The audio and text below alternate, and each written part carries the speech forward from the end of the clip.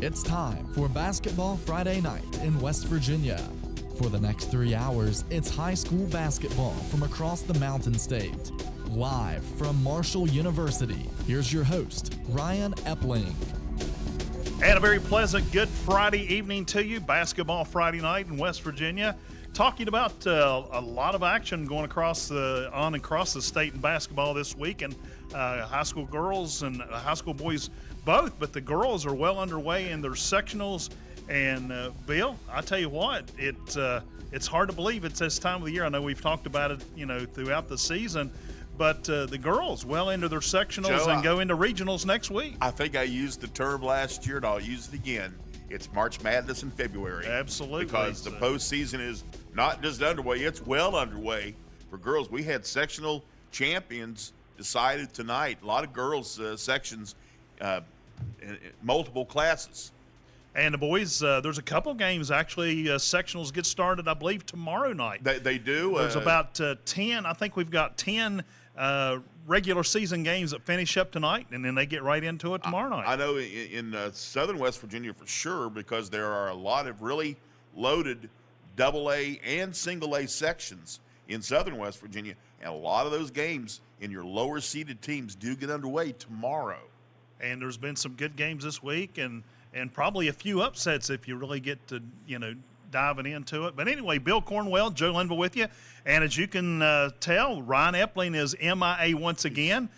He's in transit. He is in transit. Yes. Should be arriving really about any time. His game's been over probably for about 40 minutes or so. So he should be arriving in the near future. We didn't get a helicopter for him tonight because, that just gets a little expensive when we do that week in and week out. So. But anyway, we know you're here for scores. And, Bill, let's get right into the Marshall University Sports Journalism BasketballNight.com scoreboard and take a look at some of those girls' sectionals from across the state. Boy, it is a busy night. Of course, we're going to talk to coaches along the way, winners tonight. Let's go first off to Class AAA. Wheeling Park, John Marshall played tonight, and it was Wheeling Park knocking off the Monarchs 52-40. Martinsburg over Spring Mills 53-35. Again, these are all sectional finals in Class AAA. It was George Washington falling to South Charleston 66-56. Blowout, in Parkersburg tonight. The Big Reds of Parkersburg over Parkersburg South 105-49. And Huntington beat Cabell Midland tonight. Bit of a surprise here, 54-34. Huntington gets the win over the Knights. Fairmont Senior defeats North Marion as we go to Class AA, 47-29. Polar Bears with the win over the Huskies of North Marion. It was Nicholas County beating Braxton County 48-45. Pikeview falls to Bluefield by, actually that's a halftime score, 30-29. Bluefield's up at half. Wayne knocks off Sissonville 72-47. Big night for Lakin Atkins. She had 19 points, 13 rebounds, a double-double, also 7 assists. Logan and Chapmanville, big battle there in AA. It was Chapmanville beating the Wildcats 52-40. We now go to single A. Wheeling Central knocks off Madonna. Final score was 48-46, a close one there. Tyler Consolidated falls to Magnolia 65-42. It was Parkersburg Catholic beating Williamstown 64-60. Huntington St. Joe, number one in the state. Well, they have no problem with Tug Valley. Final score, Iris 81 and Tug Valley 43. Joe? Over on the boys' side, it was the Hurricane Redskins picking up a win tonight over Wheeling Park by a score of 60-50. Independence, the Patriots knock off Liberty Raleigh 49-43. It was Riverview, the Raiders falling to Pikeview in that backdoor battle tonight, 77-65. This score at the end of 3, it is all tied up. Frankfort and the Golden Tornadoes of Kaiser are all knotted up there at the end of the third quarter. And a big game down in the southern part of the state. The Bluefield Beavers have taken control of the game at the end of the third. They lead Princeton 63-42. And over in the Panhandle, Martinsburg goes to 22-0. I think they go to 23-0 actually with the win tonight over Jefferson by a score of 62-28. And that's a look at your Marshall University Sports Journalism basketballnight.com scoreboard. And we can now say that Martinsburg on the regular season, they've run the table. They have. I literally don't know how to do that. But anyway, any big surprises as you scroll down through there? I noticed one that kind of jumped out at me. Wheeling Central just squeaked by Madonna, and Marissa Horan actually hit a jumper at the buzzer for the Wheeling Central win. Yeah, that was a real close one there. One that I kind of talked about as we were going through. Huntington gets a huge win over a good Cabell Midland team, 20 points tonight. Got to give credit to the Highlanders. They started off pretty poorly this year, kind of a young team, but Lonnie Lucas and his staff got that club going in the right direction, and they have won that Class AAA sectional, and that means that they will be hosting Parkersburg South for a trip to Charleston next week. Meanwhile, Midland will have to go up to Parkersburg to take up the Big Reds in that other Region 4 Class AAA play-in game for the tournament. Up in Region 2, Section 2, another close one. A couple teams we don't talk a whole lot about.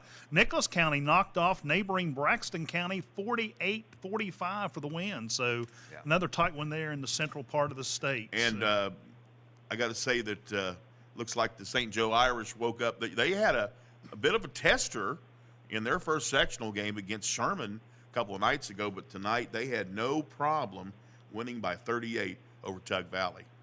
Actually, I thought we were going to go to Jordan Mounts, but he must have fell off the radar there to talk about that Tug Valley St. Joe game. I know in the sectional, there's a lot of, I don't want to say bitterism is not a good word. It's probably not even a word at all if you really look it up. But, with Huntington St. Joe, I tell you what, they've just been on a tear again on that girls' side of the bracket this season, and they just run the tables. But what's weird about their situation, Joe, is that they do not see these teams in their section till they get to the sectional because they don't play them. They're playing out of state. They're playing up class, AA, AAA teams. They're playing teams in nearby Ohio and in Kentucky, and they just don't play a lot of West Virginia teams, especially single A, till they get into the postseason. So it's really pretty interesting how Coach Shannon Lewis and his staff kind of get themselves acclimated quickly to single A basketball in West Virginia. But, of course, the level of competition that they play during the regular season, be it national level competition or here in the region up classes to AA and AAA, they're more than ready. Yeah, they're 17-4 there on the season. I was actually going to look up their record. They actually dropped a game to a national level opponent last Friday or Saturday, but again, they still 19 games in a row, 19 wins in a regular season against a challenging schedule. Yeah, and like you said, it makes your opponents, kind of not knowing what to expect when they roll into a game. Of course, they go out and can watch film and so forth of some of their other games. Makes it kind of tight. So, anyway, let's go to the phone line before we take our first break tonight. Eric Little of WVVV up in Parkersburg. Man, what a game! Yeah, that was some game that we just had with Parkersburg High and with Parkersburg South. The first time these two teams played, they were close for 6 quarters. 105-49, the final tonight. PHS. They got hot early. The unofficial numbers that we heard was the PHS shot 68% from the field in this game, and it's not like the second team really brought that down either, because the second team didn't really come out until about the 3-minute mark in the fourth quarter. But PHS hit 17 threes. They got 26 from Maddie Mace and 20 from Aaliyah Kreitz. Parkersburg South was playing with that point guard Kenzie Johnson, who's under the wing tonight.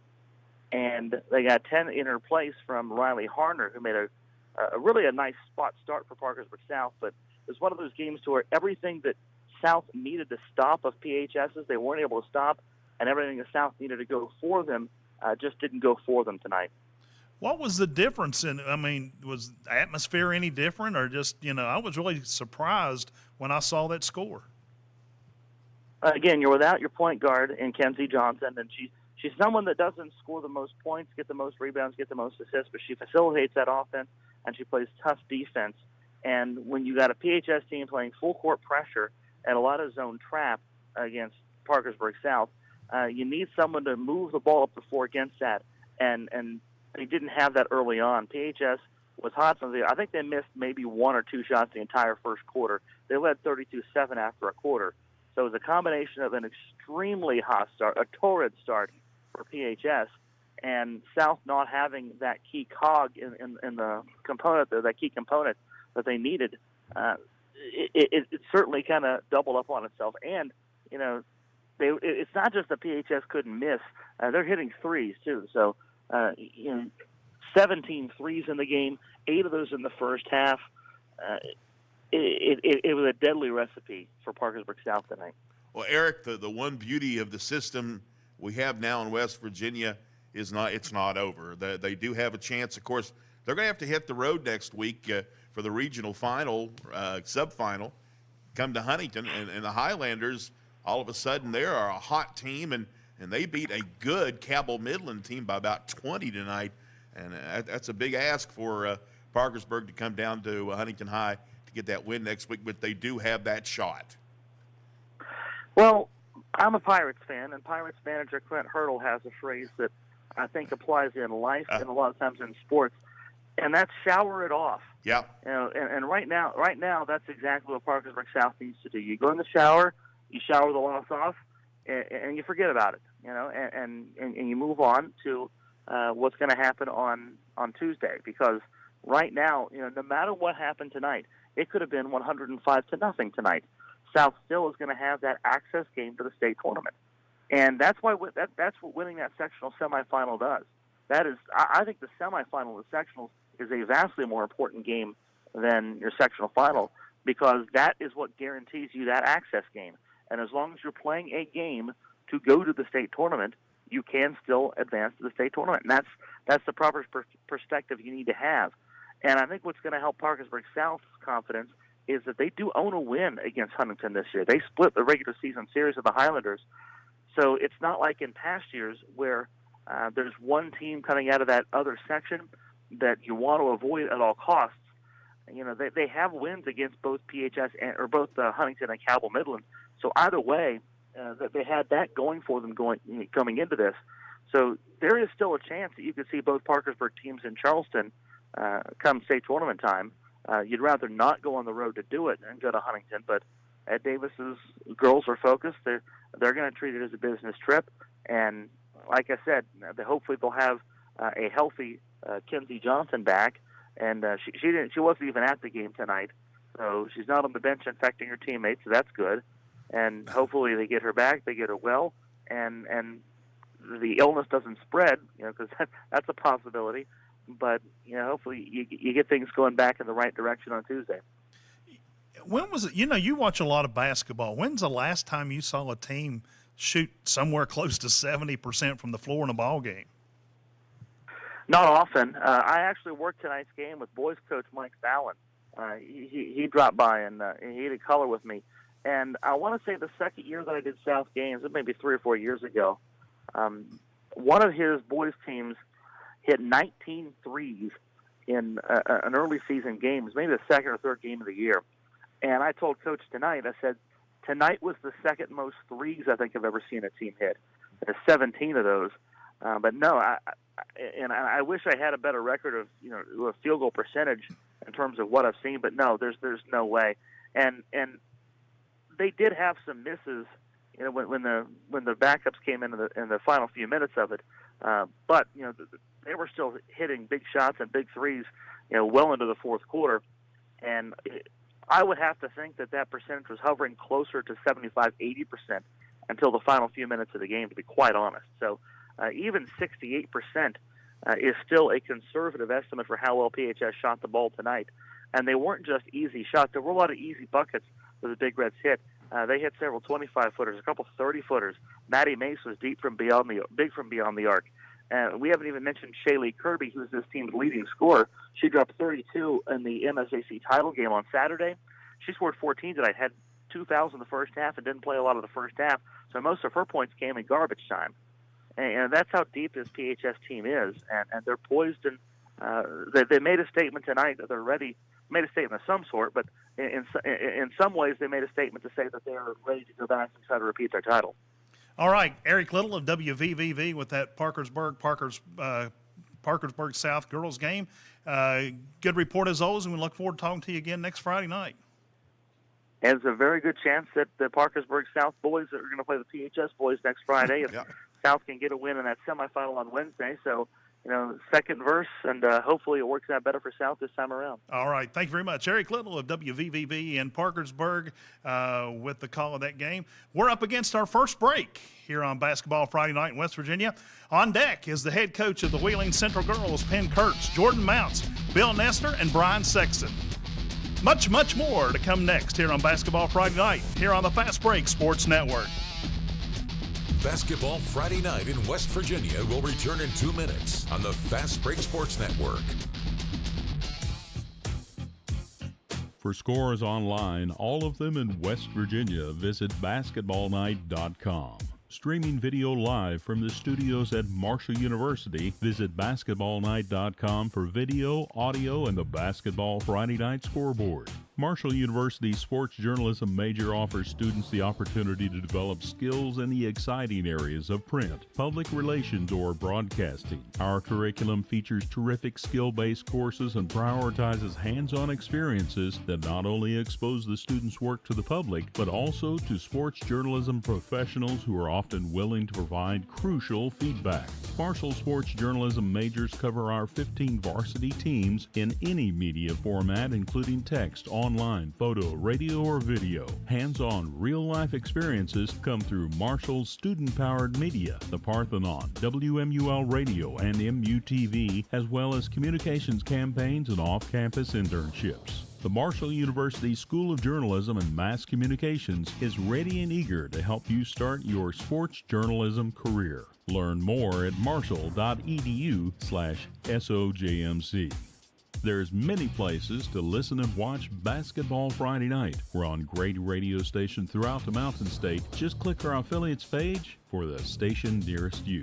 You can also watch our high-definition video on YouTube. Go to basketballnight.com. Just click to watch. We're also on Facebook Live and Periscope. Follow us on Twitter @hoops_roundup, @hoops_roundup. In the Huntington area, we're on Comcast Channel 25 and Armstrong Digital Channel 204. Make sure to send pictures of your game, your team, and your fans so we can feature them in our video stream. Send your pics to us on Twitter @hoops_roundup, @hoops_roundup.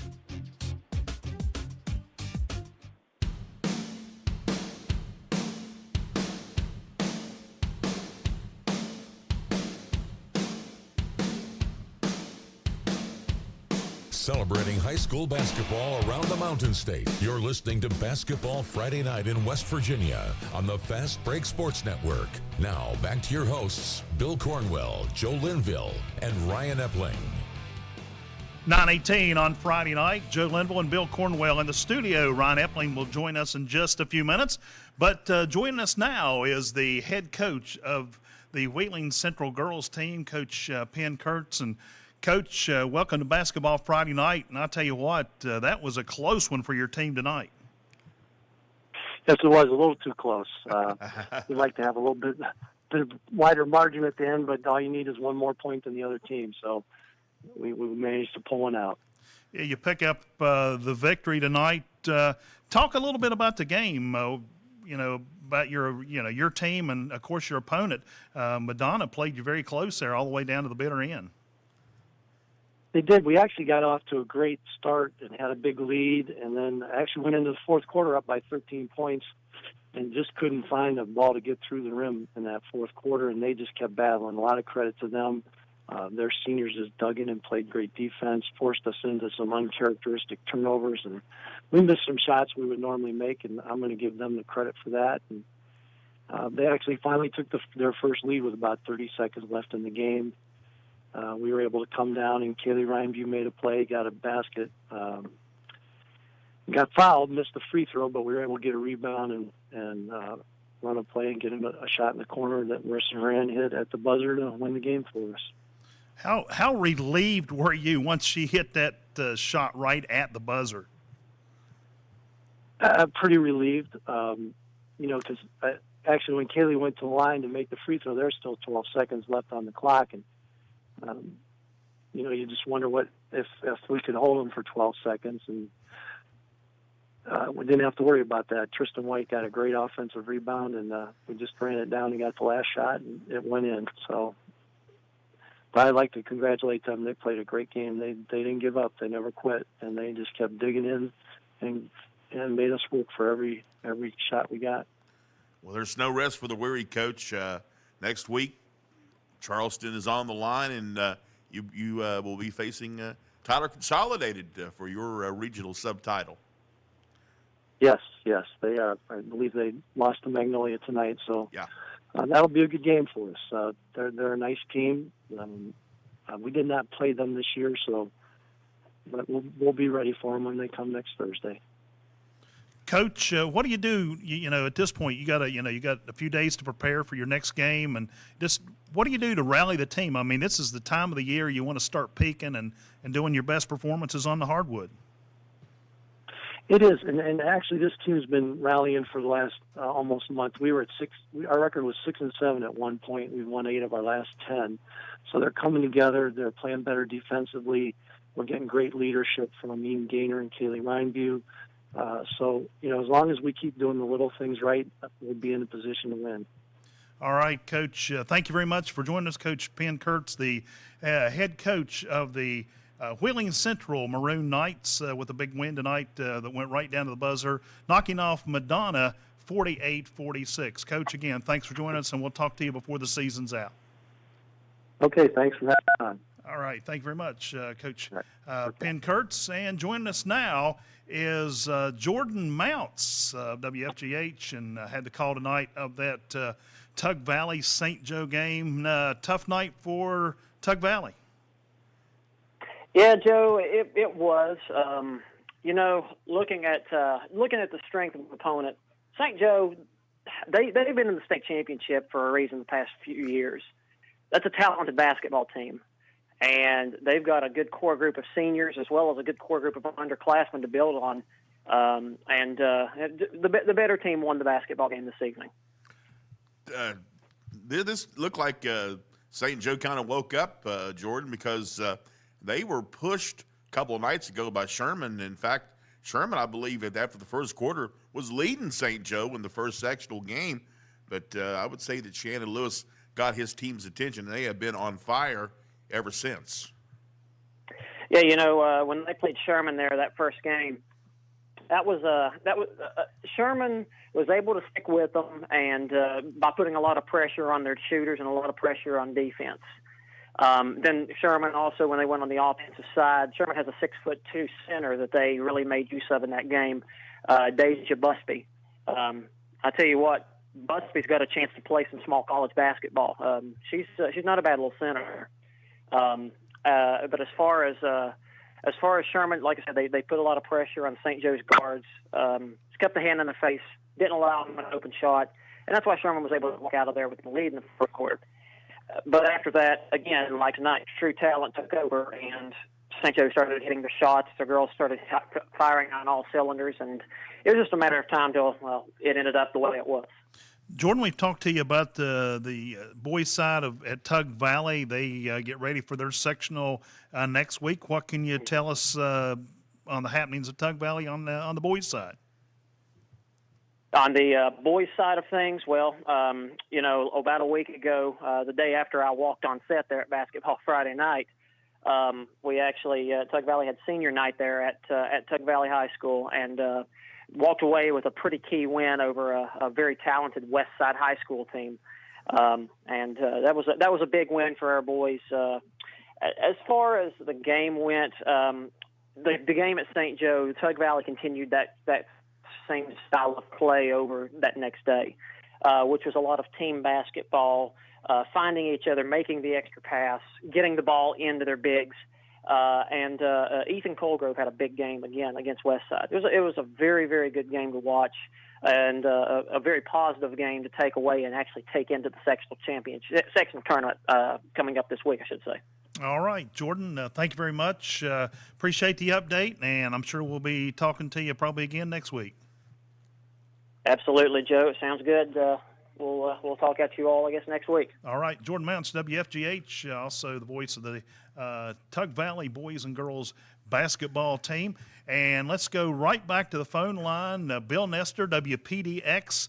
Robert C. Byrd on the boys' side had a big win last night over Grafton by a score of 81-53.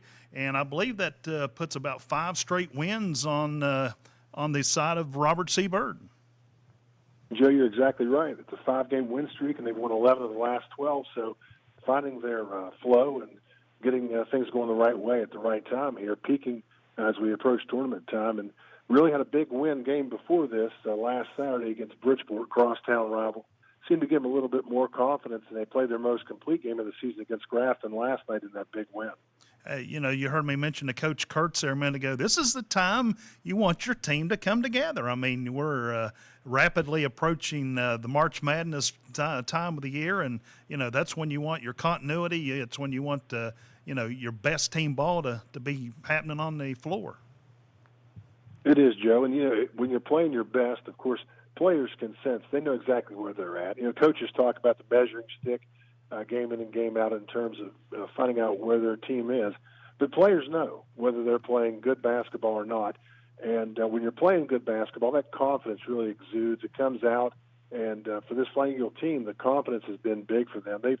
They've played well all year. They've been pretty consistent. As a matter of fact, you look at the 4 losses by 6 points, 8 points, 4 and 6 points. So not losing anything in double figures. So they've been close in every game, even the ones they've lost.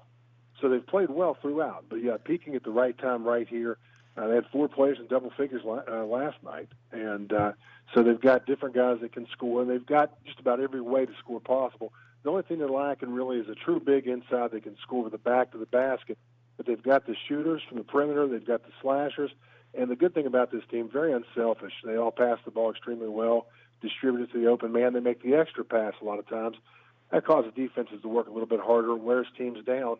And RCB's been really strong late in games, especially in the fourth quarter. So that's been kind of the method for the madness, for the success. And they've continued the blueprint of playing solid man-to-man defense. Haven't got a chance to play the pressure defense they'd like to in a full-court set. And part of that's because they haven't been so deep. But they've developed some players coming off the bench right now. They've got about 3 guys they can go to. So that allows Coach Bennett and his staff to be able to be a little more aggressive defensively and put the pressure on, because they know they've got some guys that can step up and log some valuable minutes. So, everything seems to be going right here at tournament time. Bill, you can see the confidence looking at what they've done. Of course, the big picture, I mean, they have lost 1 game since the 10th of January. And, I mean, that is impressive in itself. And then these 5 games on this win streak, they have been blowing folks out. The closest game was a 7-point win over Bridgeport. Other than that, they've all been big double-figure wins. That's a great point, Bill. And, when you look at the Bridgeport game, RCB had to overcome a lot of adversity. They had 3 starters with 2 fouls apiece in the first quarter of play. And, of course, you know as well as I do, when you get guys with 2 fouls early, the majority of the time you have to set them. RCB had to set 2 of those 3 players, didn't see action for the remaining part of that first quarter and the entire second quarter. So they really had they opened up a good lead, lost it because of the foul trouble, but came back and won that game. And the rest of the games you talked about, the double-digit scores, a lot of confidence there. And you go back to the loss to Fairmont Senior, a game where RCB had a 12-point lead twice in the first quarter of play and let that one slip away at the very end. But they bounced right back and really 2 days later against Frankfort at West Virginia State and got a big win there. And that's when things really started to fall into place and things started to roll for them. And as you talked about, the double-digit wins, that's helped their confidence as well. So it's been a great season for what was a young team with a nucleus of 3 sophomores who played the majority of the minutes. Now, at this time of year, you guys, you know as well as I do that these younger players, they move up a year in terms of experience because of all the minutes they've logged, the games they've played. So now they've got more of an upperclassman type of team as they head into the playoff situation. Bill, quickly, let's talk about this Class AA Region 2, Section 1. RCB seeded number 1, Bridgeport number 2, Elkins 3. And then even on the other side of the bracket, Region 2, Section 2, you got Nicholas County and Herbert Hoover. I'll tell you what, looking pretty good for RCB to make a trek back to Charleston. Definitely it's a great opportunity here. Now, let's look back a couple of years ago when Herbert Hoover beat Robert C. Byrd in that regional final. So that's definitely fresh in the mind of Coach Bennett and his staff. So obviously you want to try to win this thing if you can and play at home. You don't want to have to travel. RCB in sectional play, guys, has beaten everybody except for Elkins. They only played them one time, lost the second game because of the teacher strike. So that's the only loss they've had. They won't face Elkins until the final game if they're fortunate enough to get a win over the Liberty Lincoln game, which will be played tomorrow evening. So if they can get that win, it would set up a final game with the winner of Bridgeport and Elkins, and that would be the RCB. So no place like home, guys. And if RCB can take care of business, they'll play it one eagle way all the way through to Charleston. All right, Bill, good talking to you as always. Look forward to talking to you probably again next week. I always look forward to it, guys. Thank you for having me on. Have a great rest of the show and a great weekend as well. Yes, sir. Thank you, and you do the same. Bill Nestor, WPDX, with the call last night of the Robert C. Byrd win over Grafton. We're up against a break. Break number 2 here at the bottom of the hour on Basketball Friday Night in West Virginia, here on the Fast Break Sports Network. Basketball Friday Night in West Virginia will return in 2 minutes on the Fast Break Sports Network. If you love basketball, then there's only one place to be on Friday nights after the game. It's Basketball Friday Night in West Virginia.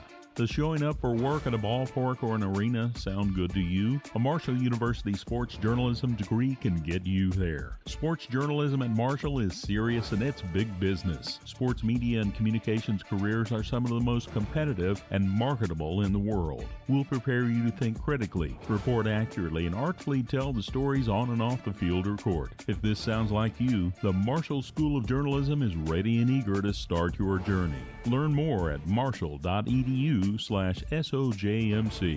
We want you to become part of the Basketball Friday Night in West Virginia family. Follow us on Twitter and we'll make sure to mention your name tonight at @Hoops_Roundup. @Hoops_Roundup. Tweet us your team's scores and give us your comments on the game @Hoops_Roundup. @Hoops_Roundup. A big shout out to some of the people following us tonight on Twitter.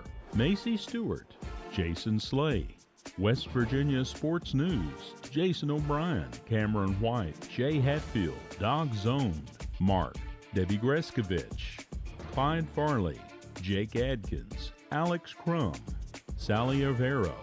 Become part of the show. Go to our webpage, basketballnight.com. You can call, tweet, text, and email. Join us on the phone tonight and share your team's game. Call toll-free 855-784-6677. 855-784-6677. Follow us on Twitter @Hoops_Roundup. @Hoops_Roundup. Text the show 304-249-4924. Text the show with your scores and comments 304-249-4924. Go to our website, check out the scoreboard, and find out how you can connect with the show at basketballnight.com.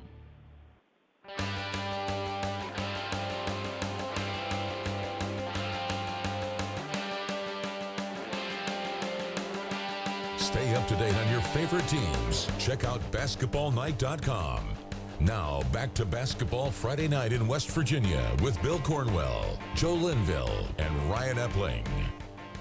9:33 on a Friday night. Basketball Friday Night in West Virginia rolls on. And I tell you what, man, we're in high-speed overdrive and jamming down here tonight. I love it. As we come back in from the break. Anyway, we know you're here for scores, so let's get right into it. Let's take a look at our Marshall University Sports Journalism BasketballNight.com scoreboard. And Bill Cornwell, take a look at those girls' sectionals from across the state. We have folks who are setting up sectional and regional finals and big games coming up next week, depending on what happened tonight. First off, we start off in Class AAA in Section 1. Wheeling Park, they beat John Marshall 52-40. It was Martinsburg over Spring Mills 53-35. South Charleston takes care of George Washington 66-56. Parkersburg and Parkersburg South played tonight. It was all Big Reds. 105-49 Parkersburg with the win. Huntington wins in Region 4, Section 2 over their in-county rivals, Cabell Midland. 54-34. Huntington, the 20-point victory there. It was North Marion in Section, and now we're going to Double A, and we're looking at Section 1 or Section 2 of Region 1. North Marion falls to Fairmont Senior by a score 47-29. Staying in Double A, Nicholas County beat Braxton County 48-45. Bluefield, again, this is a halftime score, still a partial. Bluefield a 1-point lead at halftime over Pikeview, 30-29. Wayne Pioneers, they win their sectional in Class AA Region 4, beating Sissonville 72-47. It was Chapmanville over Logan by a score of 52-40. We now go to Class Single A. Wheeling Central on a Marissa Horan long jumper at the buzzer, beating Madonna 48-46. Magnolia beats Tyler Consolidated 65-42. Summers County, a winner over Montcalm 50-33. Williamstown falls to Parkersburg Catholic in Region 4, Section 1, 64-60. And number 1 in the state Class Single A, St. Joe, no problem. Tug Valley in Region 4, Section 2. Irish at St. Joe over Tug Valley, 81-43. And now let's take a look at scores on the boys' side across the state. Only 10 games on tap. However, a couple of those are sectionals getting underway tonight. First of all, Hurricane knocked off Wheeling Park by a score of 60-50. In Class AA, Region 3, Section 1, it was Independence with the upset, knocking off Liberty Raleigh 49-43. Independence now plays Oak Hill on Monday night. It was Riverview falling to Pikeview, also in that Region 3 class or Section 2 Class AA. As the final score, Pikeview 77, Riverview 65. For Pikeview, Peyton Meadows had 23 points, and they play Bluefield Tuesday at the Brushfork Armory. It was the Golden Tornadoes falling tonight in overtime to Frankfort 56-54. Hedgesville knocked off Washington tonight. This is a final 58-28. It was Bluefield, the Beavers, knocking off Princeton 75-54. Bluefield outscored Princeton 33-13 to come back there in the third quarter. And it was the Martinsburg Bulldogs knocking off Jefferson over in the Eastern Panhandle by a score of 62-28. That's a look at your Marshall University Sports Journalism Basketball Night.com scoreboard. And speaking of that Martinsburg-Jefferson game, before we go to Brian Sexton, let's bring in our resident reporter over there, Morgan Sherwood. Morgan, good evening. And a big game there. I guess it was in Martinsburg, right? It was actually in Jefferson County this time.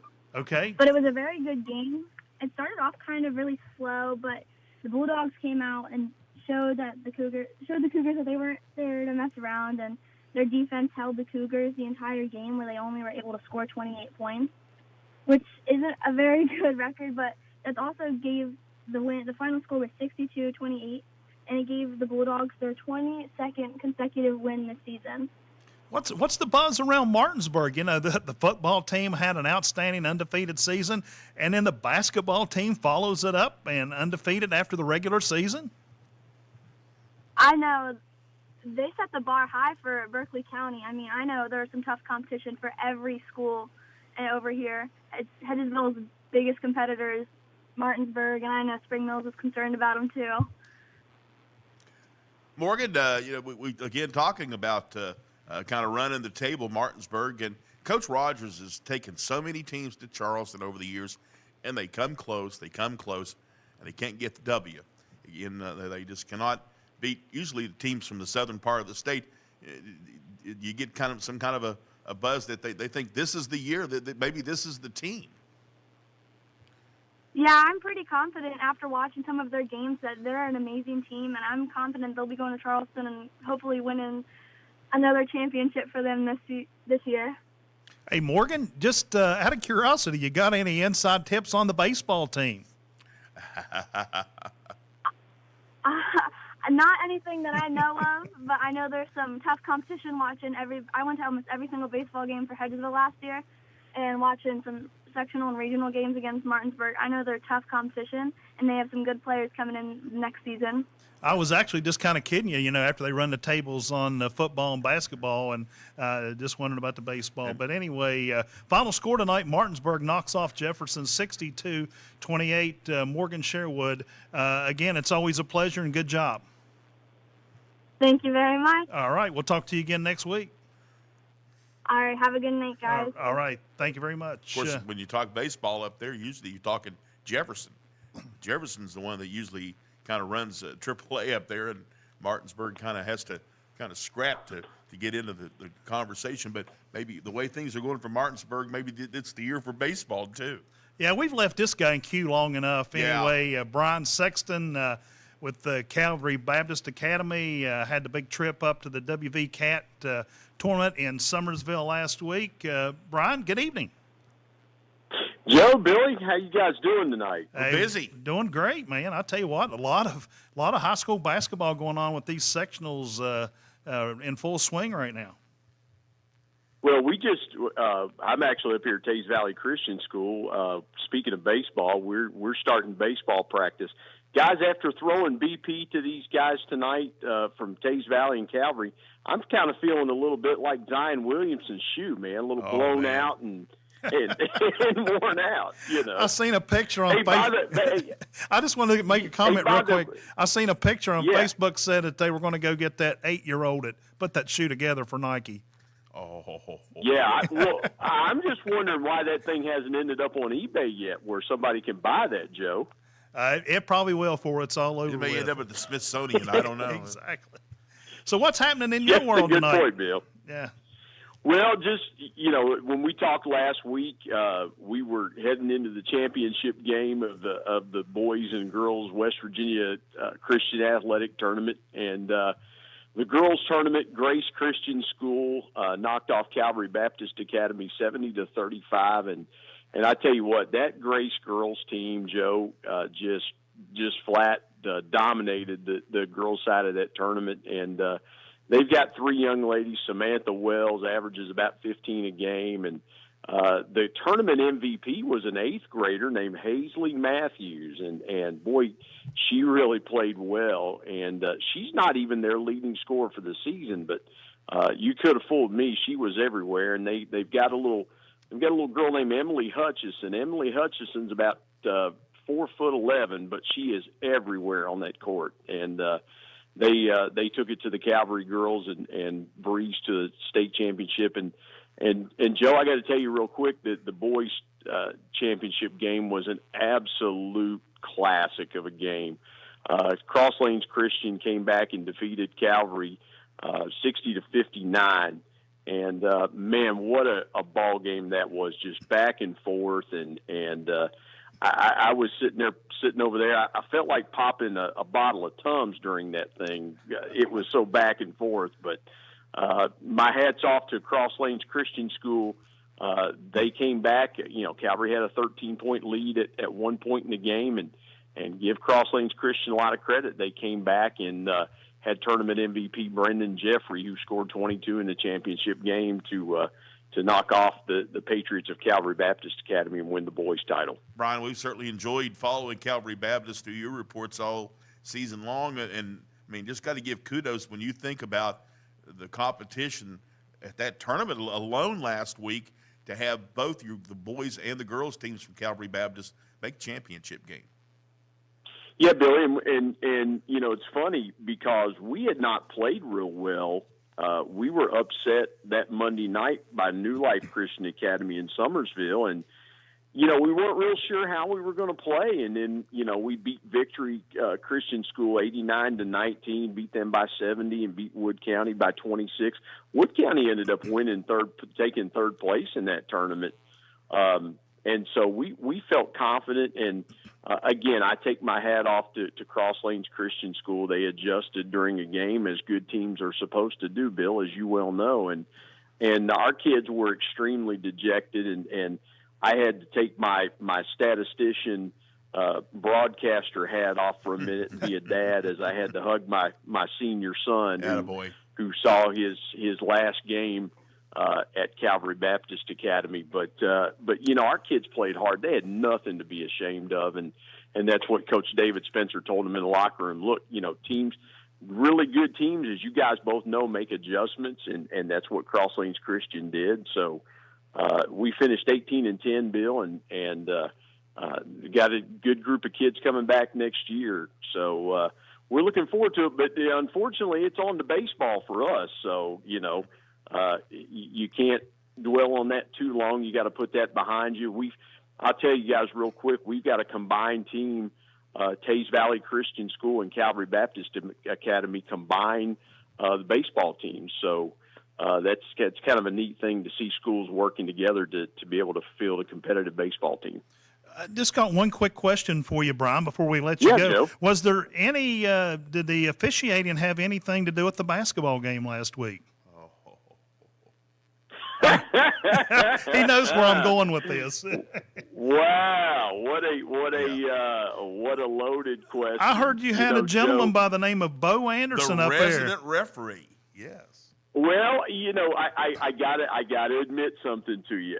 It took me about a half to jog my memory, and of course, Bo sat in with us for 2 full hours. How could I not remember, Bo a face being like there? that? Yeah. And it took me a half. It literally took me a half, Joe, to go, hey, Bo, it's good to see you. But Bo did a great job. Their crew did a really good job, and again, we were blessed to have some really good officiating, and Bo and his crew were up there, and the older I get, Joe and Bill, the mind kind of comes and goes, I totally. He's actually in studio with us tonight. He said he knew he kind of caught you off guard. Anyway, Brian, thank you very much. Thank you for becoming a part of the Basketball Night Friday night family, for sitting in with us, and we look forward to having you back in studio real soon.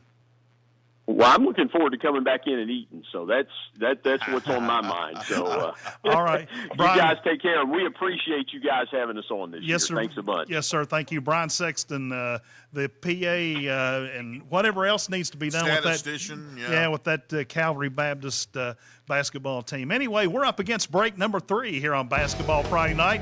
Much more to come as we approach the end of the first hour, and 2 more to go. Basketball Friday Night, West Virginia, here on the Fast Break Sports Network. Basketball Friday Night in West Virginia will return in 2 minutes on the Fast Break Sports Network. There's no better place to be than right here. This is Basketball Friday Night in West Virginia. Marshall sports journalism graduates learn transferable skills that score competitive careers. It is time for you to get in the game. Critical thinking, communication, and commitment to accuracy are desired skills in an expanding job market. Sports journalism and sports communications careers are some of the most coveted positions in the country. The Marshall University School of Journalism and Mass Communications is ready and eager to help you start your journey. Learn more at marshall.edu/SOJMC. Follow us on Twitter, and we'll make sure to mention your name tonight at @hoops_roundup, @hoops_roundup. A big shout out to some of the people following us tonight on Twitter: Kelly Padrick, Stephanie Fetty, Eric Brooks, Ethan Stallings, Eastern Panhandle Sports Report, William Arthur, Eric Bain, Zach Simpkins, Coach Walters, Jeff Harding, Wyoming East Barstool, Pendleton Times, Travis Smith, Alicia McMillan, Rick Farlow, Shannon, Donica Early, Mark Riggleman, Mara, Luke, Appalachian Pop, Cam the Man, Terry Kennedy, Chris Saunders, 5 Loaves Hoops, South Charleston High School, Tanya Merritt, Jaden Booker, Donovan Davis, Rick Ferris, Nancy Hahn, Tucker, Eric Hutchinson, Brooke Campbell, Stacy Taylor, Crystal 25275. Join us online and vote in this week's poll. You've got till 11:45 tonight, and then we'll share the voting results with you. Last week, 53% of you said that coaches should not continue to seed the sectional tournaments. This week's question, do you support a 4-class system for high school basketball in West Virginia? Give us a yes or no. Go to basketballnight.com and vote in this week's poll. You'll see the poll on the right-hand side of the page.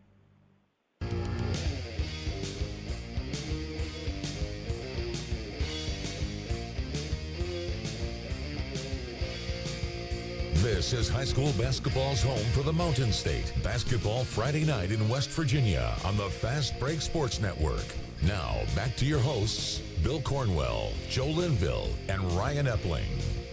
Well, Bill Cornwell's here and Joe Linville's here, but we're still looking for Ryan Epling. He's MIA. I'm calling the state police. I'm worried. You've got some buddies over there, don't you? I do, and I worry about him. But now I'm sure he's on his way, and there's probably a big traffic jam in between here and there or something. Knowing him, there's probably a traffic jam at a drive-through window somewhere. Anyway, on our commercial break, if you're watching on in one of our video feeds, there's a lot of pictures we have up there, and we want you to submit your pictures of your teams on Basketball Friday Night, and you can do that by emailing them to us at scores@basketballnight.com. You can send them through Twitter at hoops_roundup. And, we want to see your team on there. Actually, you can even submit them through our Facebook page as well. We love to share them.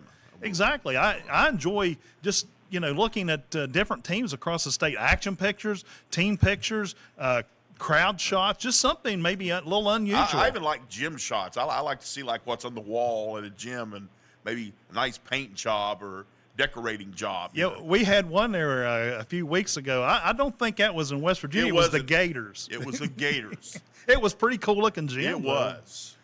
Anyway, let's go right back to the phone lines, and joining us now from the Bluefield Beavers, Tony Webster Sr. And Coach, you guys had a big win tonight over Princeton. Yes, sir, we did. Had a big win. It was senior night and had a big crowd, and we started real sluggish in the first half, but came and turned it around a little bit more better, played a lot better in the second half.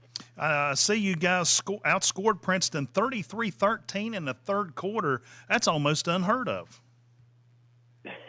Well, we picked it up a little bit. We was a little stagnant coming in the first half, first two quarters, and our press wasn't turning them over, and we wasn't getting up and down the floor, and it was senior night. There was a lot of emotions going on, and in the second half, I think we settled down and started doing the things that we like doing, and that's pressing and getting up and down the floor. Coach, Bluefield 16-2 at this point in the season. You guys must be excited as you roll into sectional play next week. Well, yes, we are, but we can't get too excited. We go to Capital tomorrow. It was a game that was postponed, so we're going to Charleston tomorrow, which I think would be a good game for us to get ready for the tournament. So we've got a 1:30 game with Capital up in Charleston, so it's a quick turnaround and get ready to get that one done, and then we will get ready for sectional play come Tuesday. You guys playing FAAA teams, even though I always say that Bluefield's a AA playing is basically a AAA team. It's a AA team. So you guys playing enough of these AAA teams, there's no really intimidation going up one class. Obviously, you played a AAA team tonight in Princeton. Right. Yeah, we like playing basketball. I mean, basketball to me is basketball.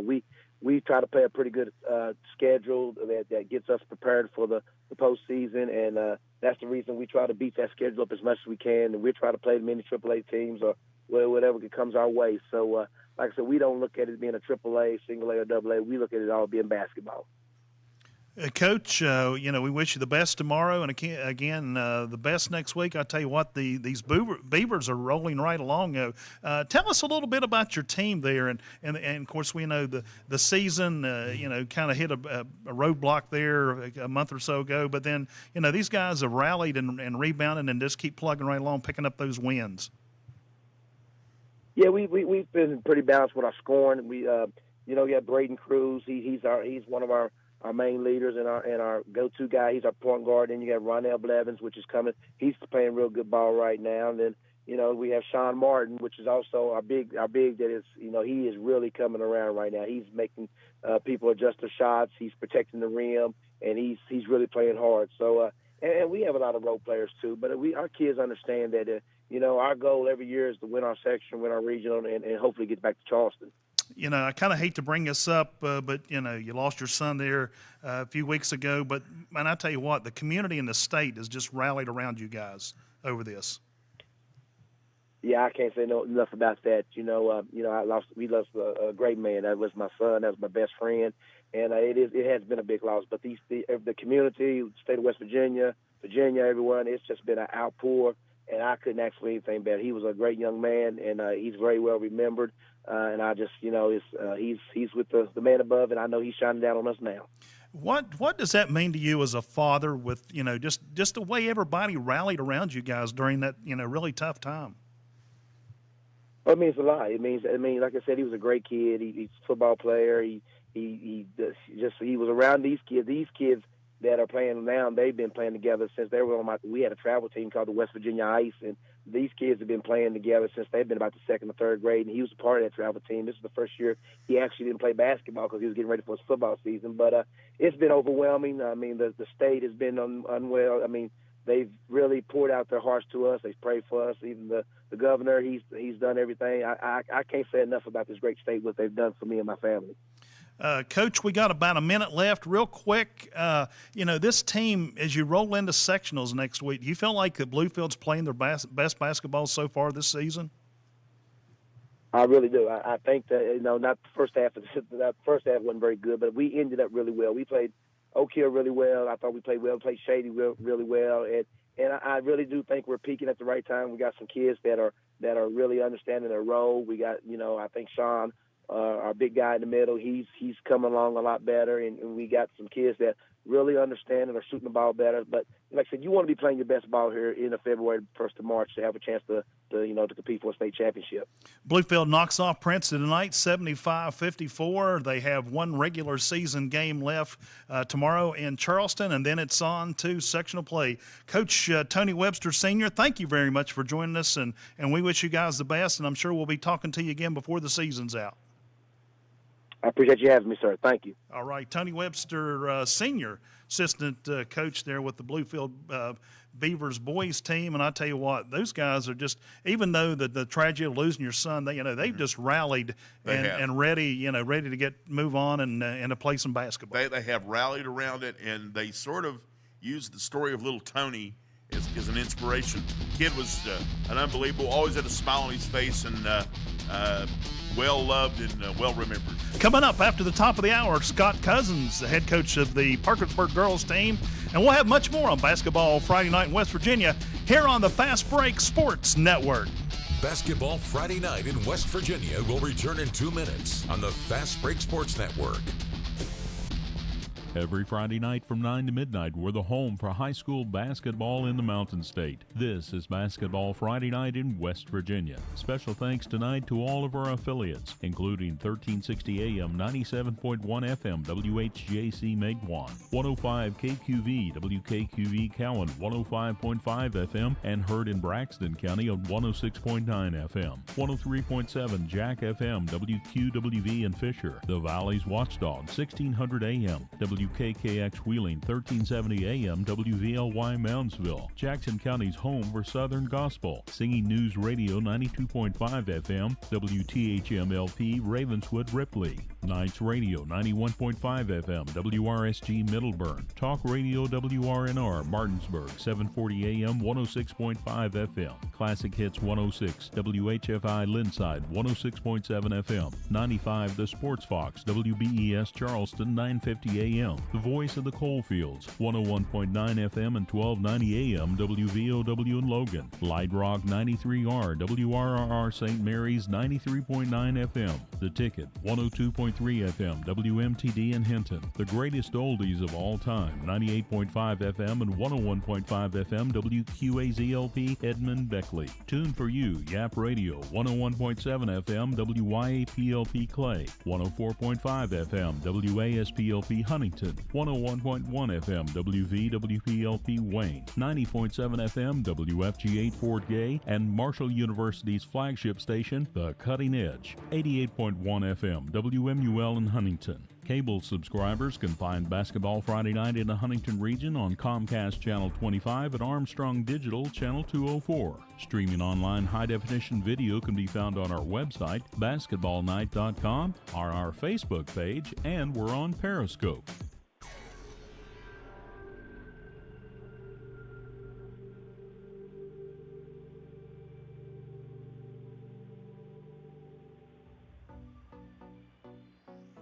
A proud supporter of Basketball Friday Night in West Virginia, the Dr. Carter G. Woodson Lyceum honors the father of Black history and proudly serves as a forum for issues of importance to Marshall University in the tri-state area. Please visit www.marshall.edu/Woodson Lyceum. That's all one word, Woodson Lyceum. WOODSON Educators will find information about our Summer Institute for West Virginia teachers, and students will learn about a summer workshop for them, all at www.marshall.edu/Woodson Lyceum. The Lyceum was founded in 2016 by the Drinko Academy and the School of Journalism and Mass Communications. Welcome back to Basketball Friday Night in West Virginia.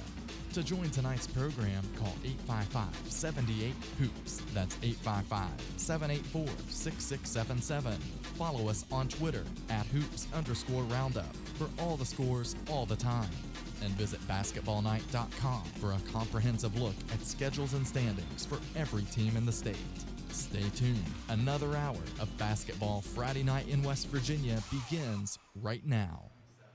Welcome back to Basketball Friday Night in West Virginia. Joe Linville, Bill Cornwell, and Ryan Epling. Look who the cat dragged This in. cat is smiling from ear to ear. His wagons got circled up tonight, and the Wayne Pioneer girls picked up a big win, and he had to stick around and enjoy the taste and the thrill of victory a little bit, right? Guys, that is the second girls basketball sectional championship in Wayne High School history. The first was last year.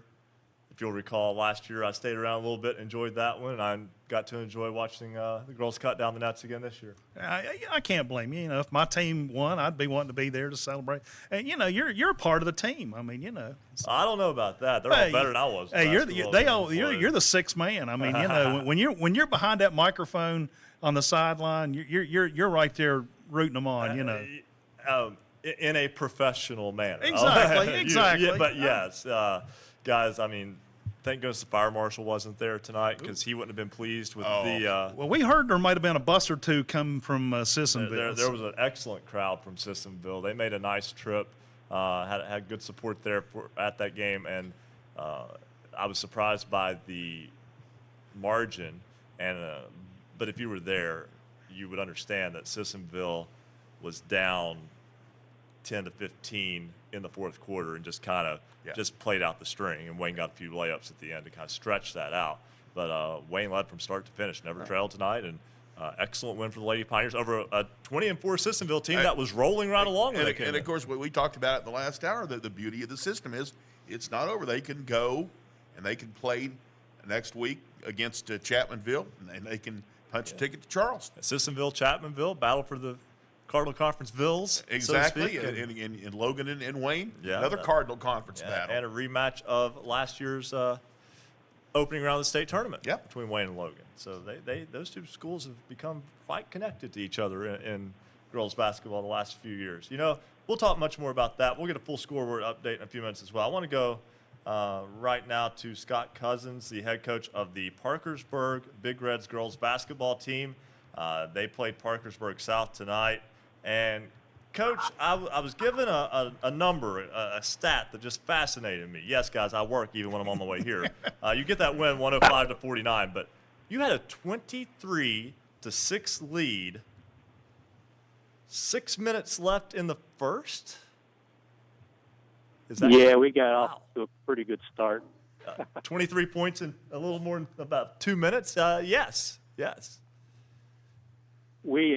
don't know what the shooting percentage was early, but someone told me, our stat guys told me after the game, we shot 68% from the field for the entire game. So the girls were anxious to play, and we came out and, rivalry game, and this is one of those games that just kind of snowballed on Parkersburg South. They're not that bad a team, but when we shoot the ball like we did and we were able to get some turnovers and get out in transition, it got out of hand kind of quick.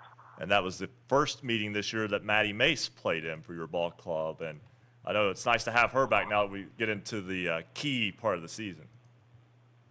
Yeah, and, she was big. She had 15 points in the first quarter. So she was a big part of that big run we had early. She was knocking down shots from NBA range and getting offensive rebounds and putbacks. It was a really good sign to see her back playing the way we know she can play. 22-1 on the season. You won the Class AAA state championship a year ago in a spectacular game with Buchanan Upshur. What a game that was. But just tell me a little bit about having, going from the hunter to the hunted this year. Yeah, it's been a little different. We tried, like most coaches, we tried to get as tough a schedule as we could find to get us ready for this part of the season. But the kids came back. It's kind of hard to describe. They came back with such a confidence about them. Last year, I felt like there was a lot of pressure on them to do well. And it's like, hey, we got ours. Let's just go play now and have fun. And it's really, I've seen that on the floor. They love playing with each other. They play together. And when we're knocking down shots, we're a handful. In this big win streak you've had, Coach, one of those victims is the team you're going to play next week for a chance to go to Charleston, your MSAC rival, Cabell Midland Knights. They lost tonight to a suddenly hot Huntington team, but they will. Coach Atkins' club will come up to Parkersburg next week and give you a contest. Although you played them 1 month ago exactly from tonight and beat them 64-47. But that score was little. The game was a lot closer than that. We kind of got away from them at the end. We went down there, played on the road. They played really well. We struggle in that gym for some reason, so I'm sure glad we're playing them at home this year. Yeah. But they will be ready. Like I told the kids tonight, enjoy this, but it's one game. We're not, Tuesday's the big game if we want to get back to Charleston. And tonight was just to be able to host it at home. But I know he's done a good job. They've played us better each time they've played us, so I look for a much better game, and the kids better be ready for a war Tuesday. Parkersburg will host Cabell Midland for an opportunity to go back to Charleston, to now the Coliseum and Convention Center. That's going to take forever to get used to saying. For the state tournament, Coach Scott Cousins of the Parkersburg Big Reds, thanks so much for joining us, and congratulations on your sectional championship. Thank you very much. All right, again, that's Coach Scott Cousins of Parkersburg. And, guys, our next caller that we're going to go to, we'll give just a second here to set this up, is someone who we talk about the adversity that teams face, be it through an injury, be it through illness, things that you can't necessarily account for, although you can. With injury and illness, you realize over the grind of a season that can happen. You're probably going to have a game or two where you're not going to be at full strength. You cannot account for what took place with this coach. Kyle Triggs of Martinsburg, the girls basketball coach of the Bulldogs. They were involved in that charter bus crash that was, I believe, now about 3 weeks ago in Beckley after the Big Atlantic Classic. And I'll tell you, there are a lot of prayers went up throughout the state of West Virginia and the surrounding region. They got back on the court, didn't play well their first game back out, lost, but they won the last 3, man. I'll tell you what. There you go. They're playing well right now. Kyle Triggs joins us now. Coach, welcome to Basketball Friday Night in West Virginia. How you doing, guys? Thanks for having me. Hey, doing great. And before we get into what's going on right now with your team, I gotta say it's just great to be able to talk with you. This was I can't imagine what you guys went through, because this was scary to just kind of follow from a distance. Yeah, I mean, for me, definitely, and my staff, the way we kind of travel, we have a charter company that we use, and we were behind the bus when it crashed, once we were getting on 64 there. And, it's an image, it's a feeling that will not, be out of my mind for a while. when the bus went around the curve there, it kind of just took off, and I was the first one to it, and it was dead silent for about 20 seconds. So it was an eerie feeling, and to have everybody walk away and just a couple minor injuries was something that we're very grateful for.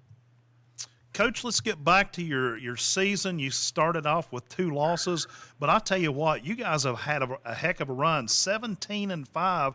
Just kind of walk us through your season. Yeah, I mean, the crazy thing is, and we're not making any excuses, but we've only had a full, healthy roster for 3 weeks. We got beat by, I think, arguably the best team in the state, Huntington St. Joe. I mean, they're really good. Fairmont Senior's always good, and they beat us last year twice, the first 2 games, and they beat us this year pretty handily. And then, we were able to rattle off some wins and play and blew a lead at Morgantown before Christmas, and then, lost to Morgantown at home by 1, and then you lose to Greenbrier East down there. That was a pretty good game, and then, so we tried to challenge ourselves playing the best teams in the state, and a couple possessions here or there, we could be sitting at 18-2 or 17-3. So we're happy with where we're at right now.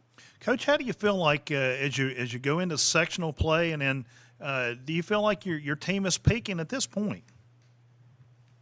Yeah, I mean, obviously we were dealt with a little bit of adversity, but we were unable to play 5-on-5 until we played Musselman that first game back due to injuries and concussion protocol. But as we've gone through each game, here the last 3, I think we're starting to get our conditioning back. We're starting to get our flow back. I'm thinking that we're starting to get back to where we were prior to the accident. And that's all you can ask at this time of the year is to, have the kids all clicking on the same page. And I think with each game, we're getting back to where we were prior to the accident. And Coach, correct me if I'm wrong here now, but you will play host to Jefferson in the state play-in game, we'll call it. It's a regional co-championship next week, and that's a team you just beat a little bit less than a week ago, 42-37. That's sounds like it could be another very tight ball game. Yeah, I mean, we beat Jefferson twice.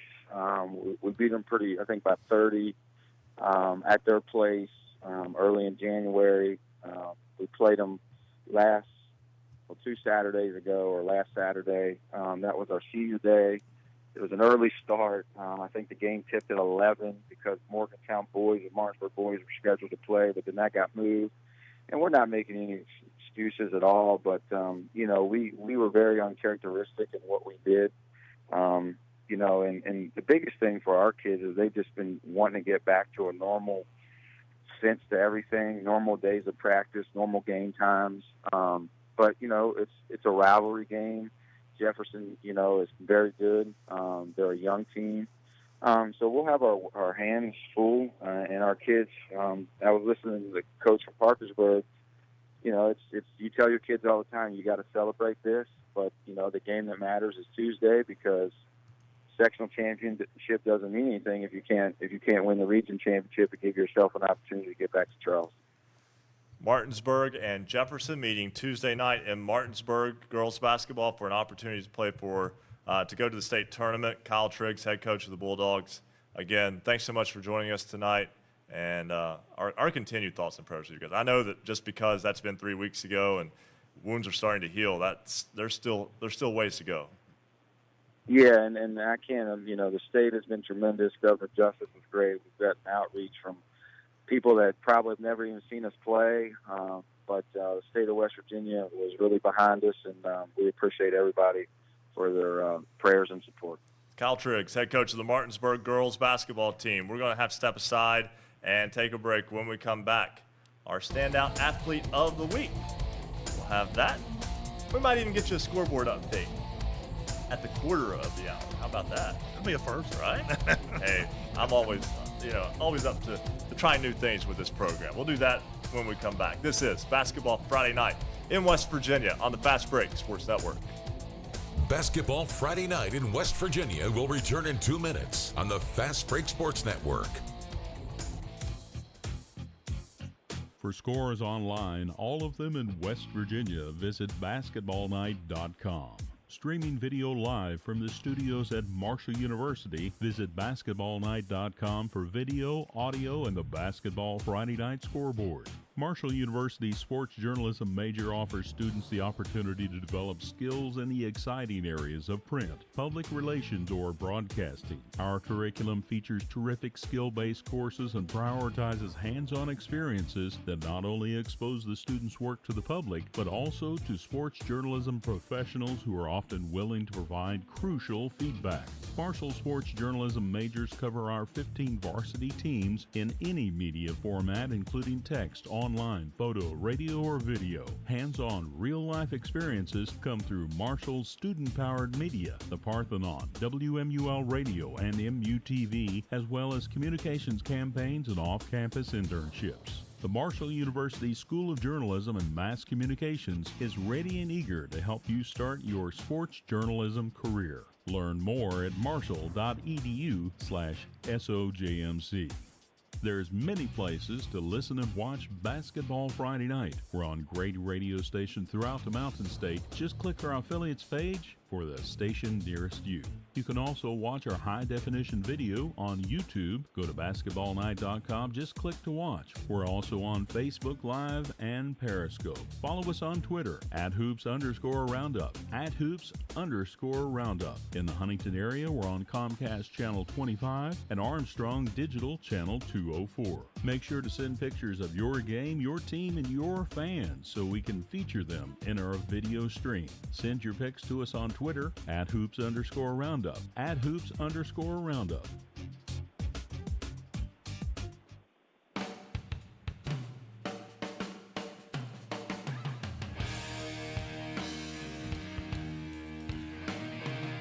Celebrating high school basketball around the Mountain State. You're listening to Basketball Friday Night in West Virginia on the Fast Break Sports Network. Now, back to your hosts, Bill Cornwell, Joe Linville, and Ryan Epling. 10:17 on this Basketball Friday Night in West Virginia. If you're watching the video feed, do not try to balance your screen out. We've done the best we can here. We got a four-man setup right now. Ryan Epling alongside Bill Cornwell, Joe Linville. And Andrew Rogers joins us now on set. Andrew, welcome to the program. Thank you. Thanks for having us. He's our special correspondent. And this week's Standout Athlete of the Week is Levi Carrico of Clay Battelle. And Andrew, I know you had a chance to kind of learn more about Levi throughout the course of this week. And this is a young man who is on a basketball team that doesn't have any seniors. Yeah, it's rare to see a team without any seniors. And Levi really gained a lot of experience last year as a sophomore when they only had one senior. So he's been playing a lot of basketball and has gained a lot of experience from his brother, too, that played with Clay Battelle. So he's really had a lot of experience overall. So one senior over the course of 2 years in that basketball program. That's just unheard of. At a Class Single A program, that's difficult. Yeah. That's very difficult. And he's a young man, too, Andrew, that he tries to help his team be better by helping his teammates become better.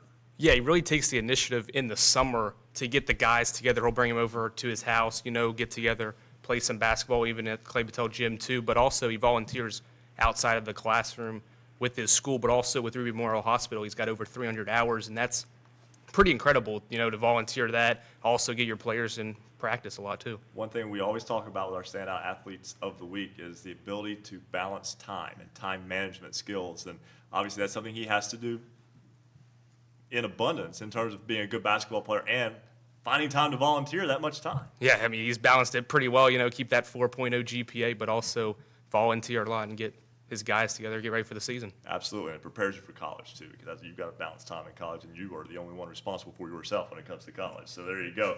Andrew, learn more about this week's Standout Athlete of the Week, Levi Carrico of Clay Battelle High School. Sometimes responsibility is thrust upon you. Working hard and setting a good example allows others to follow in one's footsteps. This week's Standout Athlete of the Week is a player who has had to become a leader earlier than he expected. Clay Battelle CB's junior guard Levi Carrico is averaging approximately 17 points per game to go along with 9 rebounds and 8 assists. Carrico has been an integral part of the team thus far this season, and with no seniors on the Clay Battelle boys basketball roster, he wants to share the leadership role among the other juniors on his team. With me, I keep telling my friends who are juniors also, they got to try to lead, but they also got to keep their heads up. So I'm kind of doing both things, but I try to get all my teammates I try to get everybody to try to lead and just work together as a team. Carrico's head coach Josh Kisner says he is witnessing quality team basketball during the team's most recent stretch, thanks in most part to Carrico and his fellow juniors stepping up as role models for their teammates. Levi has a good supporting cast. He's a good team basketball player. Right now we got a very young team, but there's 3 or 4 guys that they work very well together. There's nobody ahead of them, and being this late in the season, they just kind of accepted that. We're the oldest here. We want to lead by example, and over the last 8 or 10 games, we've been playing extremely well team basketball, having anywhere from 18 to 23 assists per game. When Carrico isn't setting an example for his team on the floor, he continues setting examples in many other facets of his busy life. During the fall, he plays football, and during the spring, he plays baseball. Because of his mannerism, he is often called upon by faculty during school to be a student volunteer. He is also heavily involved with National Honor Society and Student Council. Carrico is always found helping out around his school. Well, we had to go move tables at our elementary school one day, so they called upon the boys and Honor Society to go help with that. So we have homeroom, and 2 people out of that homeroom go to Student Council and plan things for our high school to do. So sometimes I make posters for events that we're going to do and help sell tickets to profit for our class and stuff for them. In addition, he encourages his teammates to spend time with students at Mason-Dixon Elementary School. He says it is a great opportunity to be able to read and talk with the younger kids. With being a leader and stuff, you get these kids that come and watch your games and think you're real cool. It's just like us and NBA players. We wish we could see them, so I guess we're those kids can look up to us, and we get to go and meet them and read to them, and they have a really good day when we do that. So it just makes me happy to see them smile. Carrico's leadership extends past the school day and into his community. He volunteers at Ruby Memorial Hospital and the Mon Valley District United Methodist Church Camp.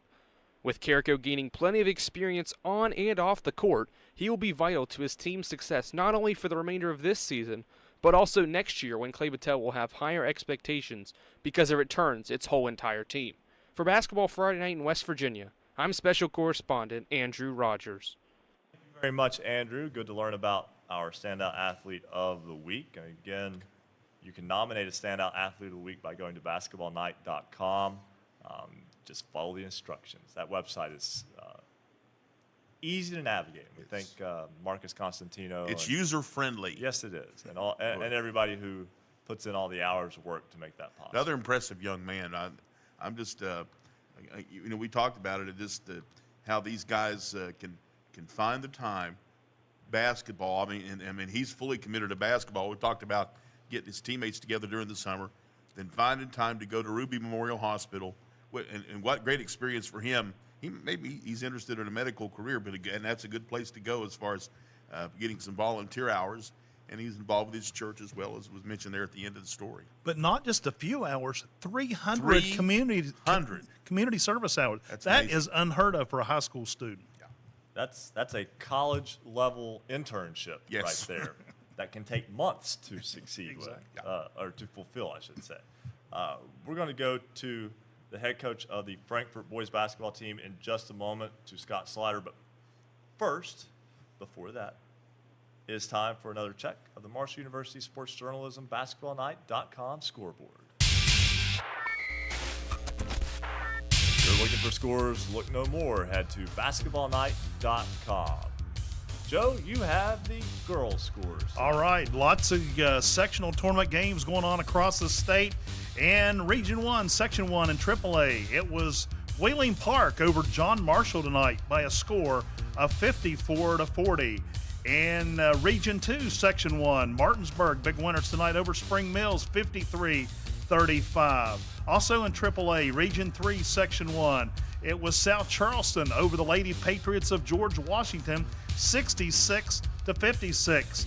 in a game we've talked a lot about tonight. It was the Parkersburg Big Reds knocking off Parkersburg South 105-49. That is in Region 4, Section 1 in AAA. Region 4, Section 2. Huntington, the Lady Highlanders pick up a win tonight over Cabell Midland 54-34. Region 4, Section 2 champions is Fairmont Senior. They knock off North Marion 47-29. And a close one in the middle of the state. Region 2, Section 2 in Class AA. It was Nicholas County knocking off Braxton County 48-45. And a score we're still showing at the half. The Lady Beavers of Bluefield leads Pikeview 30-29. That score is from the half. In Region 4, Section 1, Class AA, the Lady Pioneers of Wayne picked up a big win tonight, knocking off Sissonville 72-47. Down on Minor Mountain at Mingo Central High School, it was the Lady Tigers of Chapmanville knocking off Logan 52-40. Wheeling Central on a buzzer beater by Marissa Horan knocked off Madonna tonight 48-46. Also in Class Single A, it was Tyler Consolidating falling to Magnolia in that Region 1 Section 2 AA game, or Single A game rather, 65-42. Midland Trail came out victorious tonight with a win over Pocahontas County 63-50. It was Summers County picking up a win tonight by beating Montcalm 50-33. And the winners play that regional championship tomorrow. It was Parkersburg Catholic knocking off Williamstown tonight 64-60. That score a final.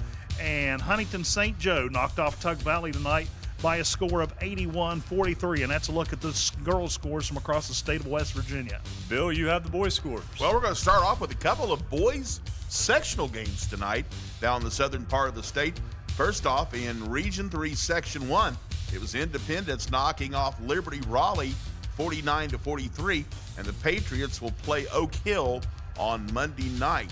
And that other sectional is in Region 3, Section 2, and it was Pikeview knocking off Riverview 77-65. And Pikeview will play Bluefield next week. Regular season games tonight. Hurricane knocks off Wheeling Park 60-50. It was Kaiser losing to Fort Hill, Maryland, actually, or Frankfort, that is, 56-54. Fort Hill, Maryland played University, and the University Skyhawks beat Fort Hill by a score of 96-64. It was Hedgesville over Washington, 58-28.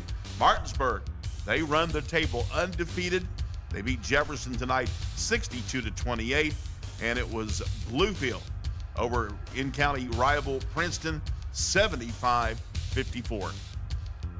Thank you very much, Bill. And we got to say that one of the places that is celebrating tonight, we'll go back to the phones in just a moment. They're celebrating in Hico. The Hico Psychos reaching out to us tonight after Midland Trail goes on the road and defeats Pocahontas County in the sectional championship game 63-50. So that's a nice little trip. Yeah. Any time of year, let alone any winter. time. And I'm just curious, there's a lot of sickness going around.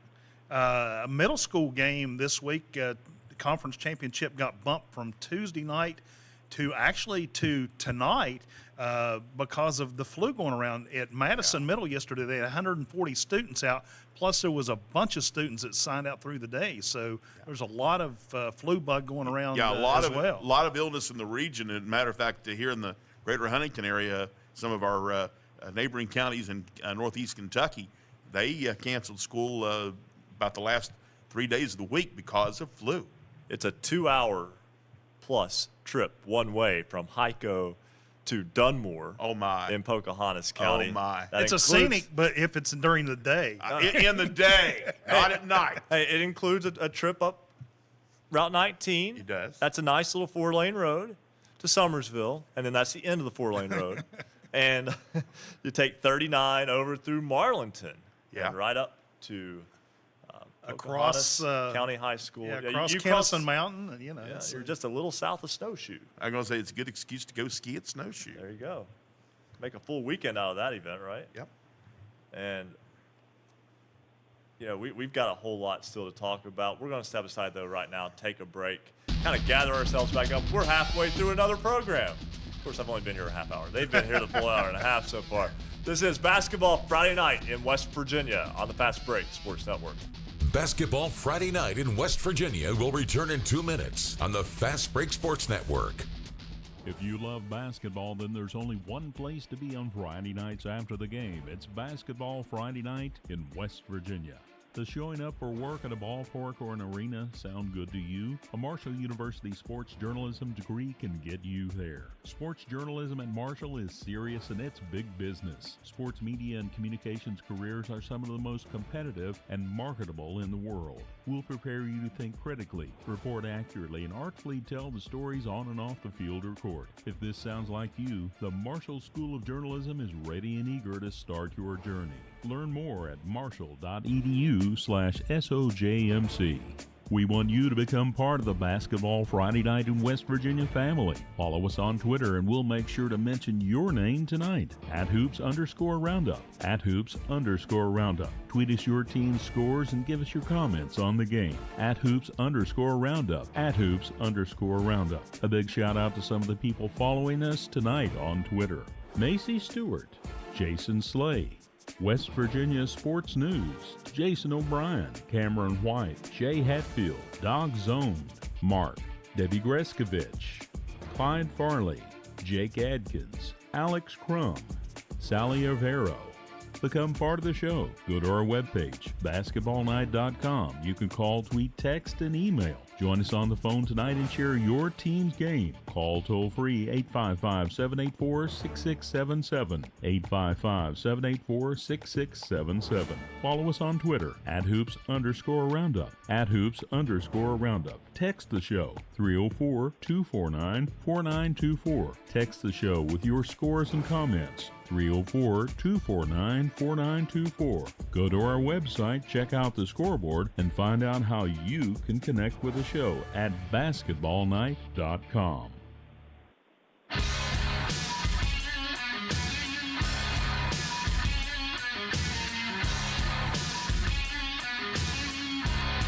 Stay up to date on your favorite teams. Check out basketballnight.com.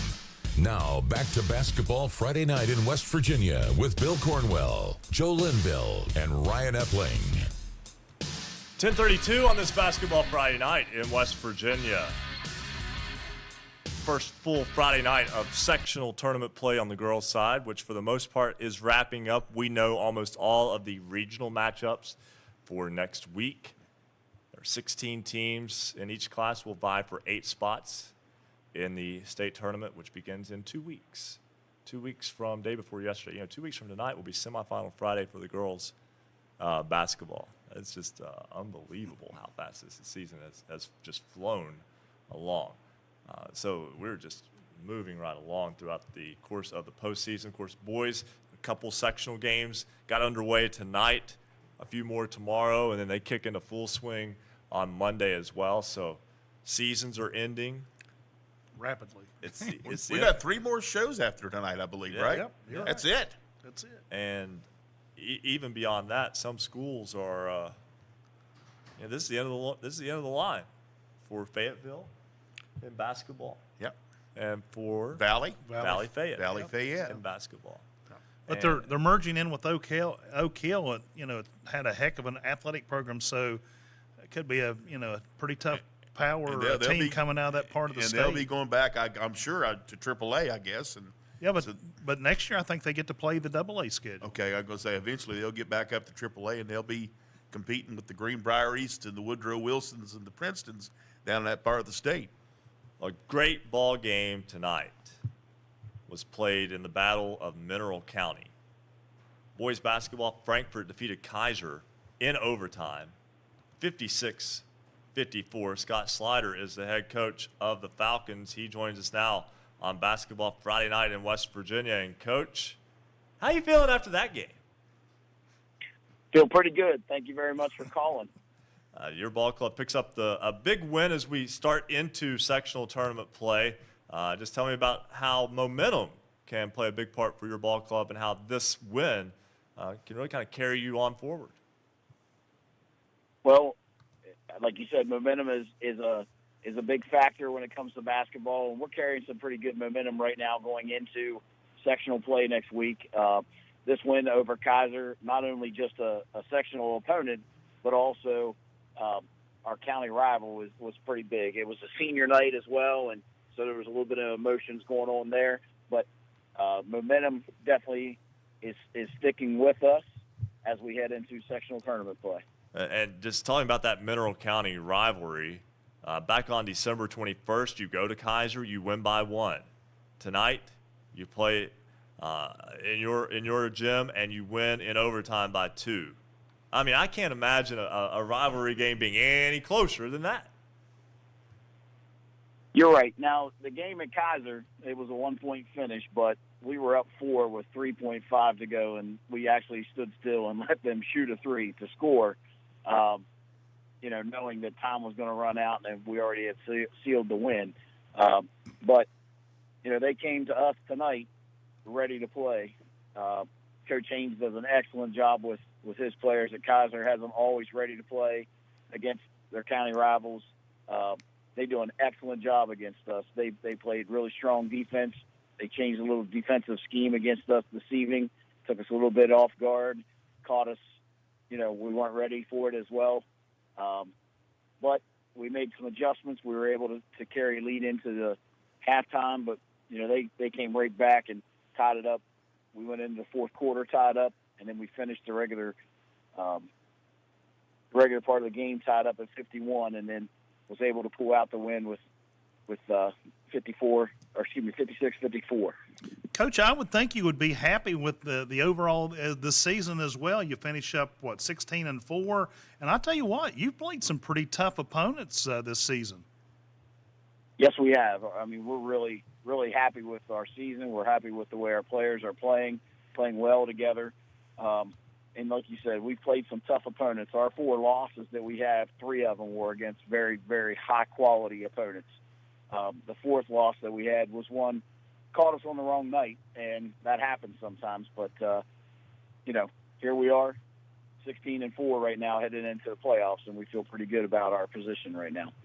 Frankfort will be sitting and waiting on its opponent in sectional tournament play coming up next week. Coach Slider, thanks so much for joining us. I know you're going to enjoy that victory tonight and be right back at it tomorrow. You don't have much time to really enjoy it.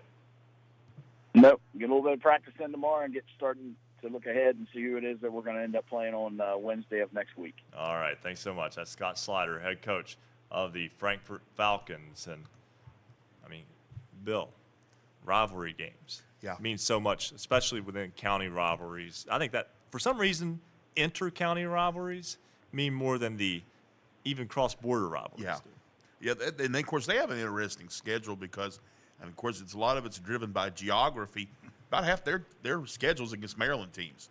I mean, it's almost like they could compete in the Maryland SSAC. Have you been to Short Gap? Oh, I know. I know. It's out there. And the last team they played, Bishop Walsh, is a good Catholic school. It is very much of a Maryland, I guess you could say, equivalent to Huntington St. Joe as far as a parochial school that is top-notch as far as basketball talent.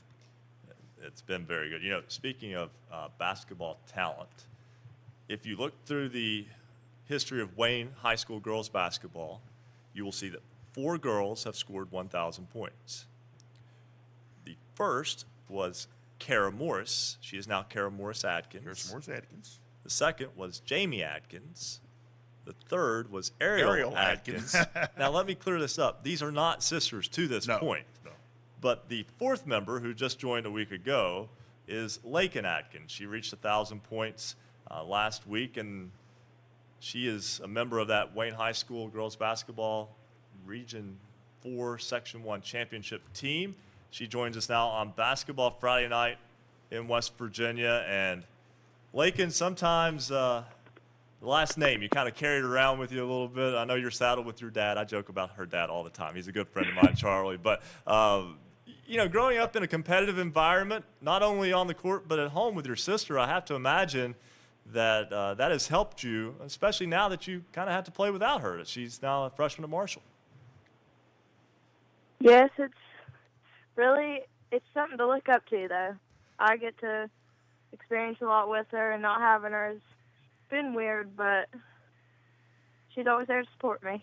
She's always right there on the front row, and I mean, like tonight, you get to cut down the net. That doesn't happen at Wayne very often. This is, to my knowledge, the third or maybe fourth net cutting in school history, and you've been a part of 3 of them now. Yeah, last year we did it, and I think some people doubted us because we lost a lot of good seniors, and we got to prove ourselves once again. Lakin Coach Wade Williamson has just built an outstanding program out there, and most people around the state, when they think of Wayne, they think of the football program, then they think of the baseball program. But I know your fan base, and I know Ryan gives us the stories. I mean, your fan base out there just keeps growing and growing, and the folks at Wayne expect you guys to win and to win big. They have high expectations right now with Pioneer girls basketball. Yeah, most everybody at Wayne always thinks of the football team, but now I think the girls basketball program is getting out there more. We're showing them what we're capable of. Hey, Lakin, when you scored those 1,000 points, when you made that basket, what kind of feeling just rushed through you? I mean, how exciting was it? It's very exciting to see the environment of the whole entire gym tonight. We love it, and our team, I think we feed off of it, so it really gets us going and pushes us. You actually answered my next question. I was going to ask you what the feeling you had when you kind of come out of the locker room and there aren't any seats available, and there are people standing around the edge, and thankfully the fire marshal didn't run anybody off. But, standing room only there tonight, and an environment where they were mostly behind you. Sissonville brought a good crowd too. But you beat a very good basketball team tonight going away. 19 points, 13 rebounds in that game tonight. Second straight game with 13 rebounds all through the sectional. I think there was a little bit of talk about, Nitro got underseeded as a 3 seed. That seemed to come out of the Kanawha Valley area quite a bit. And, Sissonville came in 20-4 playing well, and you girls win the sectional championship by 25. Was that any motivating factor, kind of hearing that talk going on from other parts within the section? It motivated us a lot, and we really wanted it, so we knew we had to come out and give it our all if we wanted it. Lakin Atkins, part of the Wayne High School girls basketball team, the 2019 Class AA Region 4 Section 1 champions. Hey, thanks so much for joining us. I want to say before she goes here, we're going to leave her on the line here so she has to hear this part too. She gets a little nervous sometimes. I think she's more nervous right now than what she is when she's playing. Her sister was the same way. And they both look at me, roll their eyes, and we're like, hey, we're going to have you on the program tonight. It's like, you just won a sectional championship, and they look miserable. This has happened 2 years in a row now. Lakin, enjoy it, and congratulations. Thank you. All right. Hey, Lakin stages the basketball floor, and she performs well, just like her sister did on that stage. And when we come back, we were going to talk with Chris Kidd, WVOW. We'll also talk with Wes McKinney, WAEY. Had that Princeton Bluefield game tonight. And Chris Kidd obviously following the Chapmanville Tigers boys team that is just outstanding. And the girls played tonight as well. And a big win for them tonight. And they won. Yeah. Absolutely. Down in Mingo County. Yep. That Chapmanville Logan game was in Mingo County tonight. Imagine we'll talk about that and much more when Basketball Friday night in West Virginia rolls on the Fast Break Sports Network. Basketball Friday night in West Virginia will return in 2 minutes on the Fast Break Sports Network. There's no better place to be than right here. This is Basketball Friday night in West Virginia. Marshall sports journalism graduates learn transferable skills that score competitive careers. It is time for you to get in the game. Critical thinking, communication, and commitment to accuracy are desired skills in an expanding job market. Sports journalism and sports communications careers are some of the most coveted positions in the country. The Marshall University School of Journalism and Mass Communications is ready and eager to help you start your journey. Learn more at marshall.edu/SOJMC. Follow us on Twitter and we'll make sure to mention your name tonight at @hoops_roundup, @hoops_roundup. A big shout out to some of the people following us tonight on Twitter. Kelly Padrick, Stephanie Fetty, Eric Brooks, Ethan Stallings, Eastern Panhandle Sports Report, William Arthur, Eric Bain, Zach Simpkins, Coach Walters, Jeff Harding, Wyoming East Barstool, Pendleton Times, Travis Smith, Alicia McMillan, Rick Farlow, Shannon, Donica Early, Mark Riggleman, Mara, Luke, Appalachian Pop, Cam the Man, Terry Kennedy, Chris Saunders, Five Loaves Hoops, South Charleston High School, Tanya Merritt, Jaden Booker, Donovan Davis, Rick Ferris, Nancy Hahn, Tucker, Eric Hutchinson, Brooke Campbell, Stacy Taylor, Crystal 25275. Join us online and vote in this week's poll. You've got till 11:45 tonight, and then we'll share the voting results with you. Last week, 53% of you said that coaches should not continue to seed the sectional tournaments. This week's question, do you support a 4-class system for high school basketball in West Virginia? Give us a yes or no. Go to basketballnight.com and vote in this week's poll. You'll see the poll on the right-hand side of the page.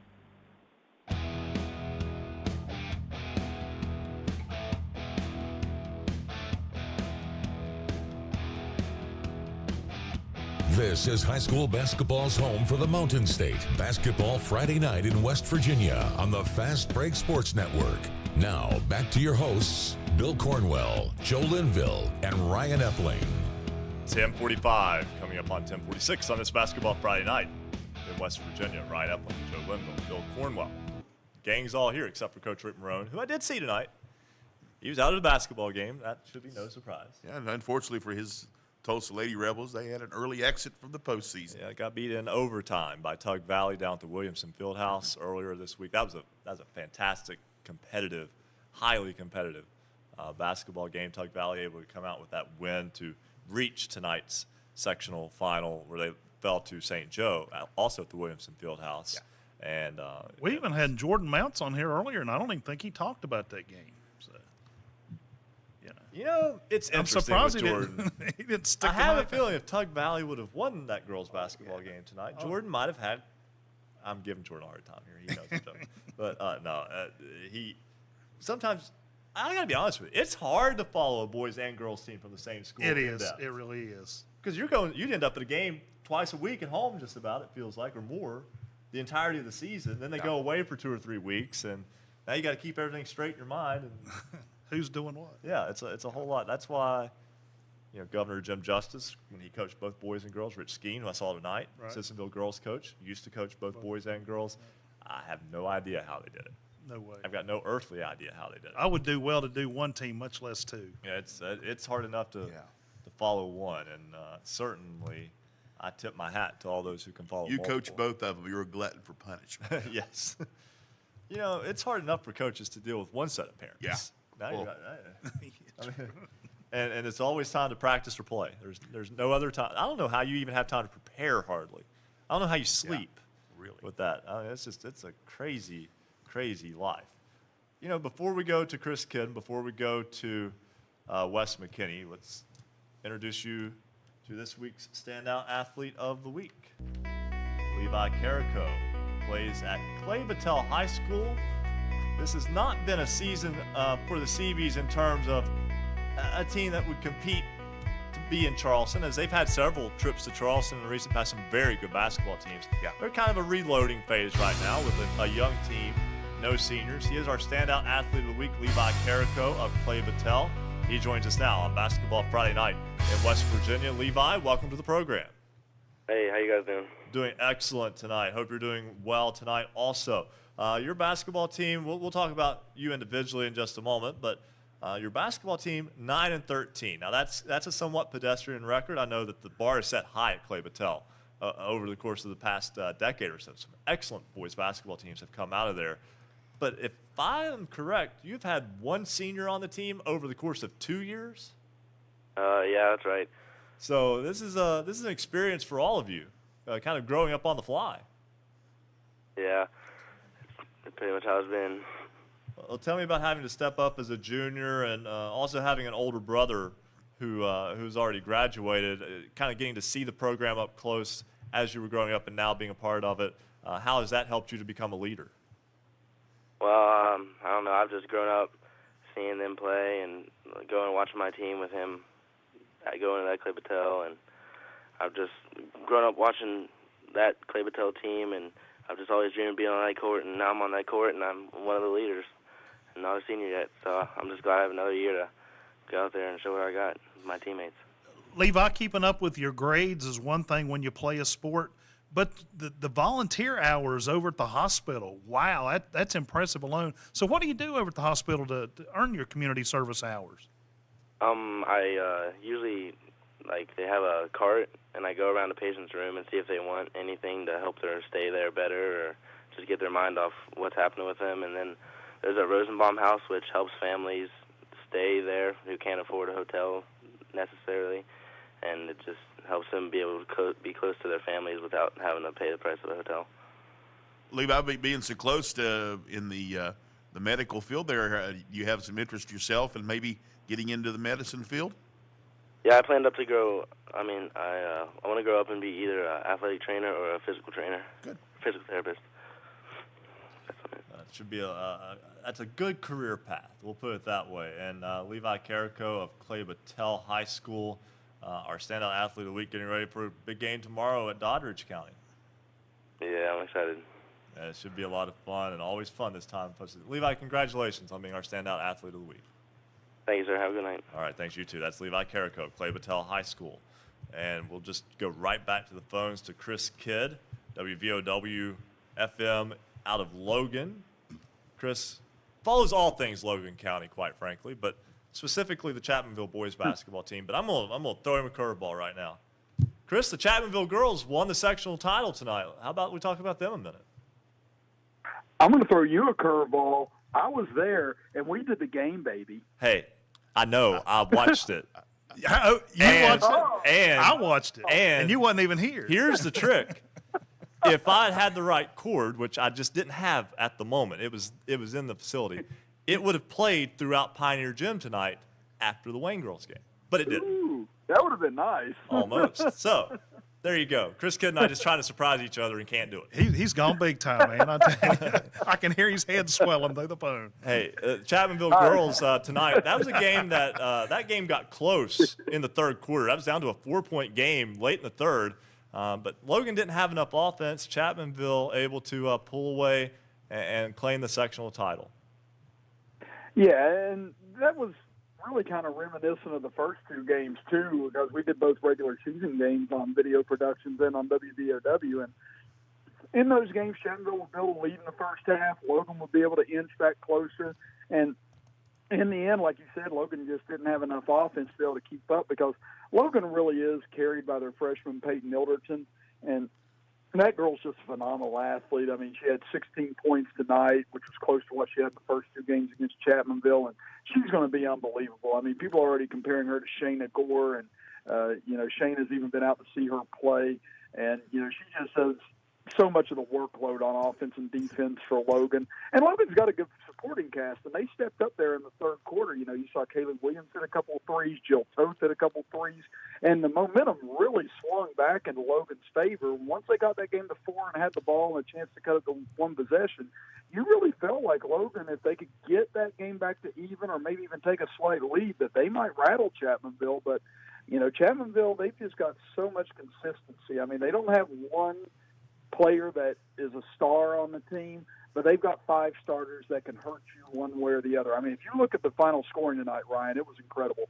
Madison Webb leads the way with 13 points for Chapmanville.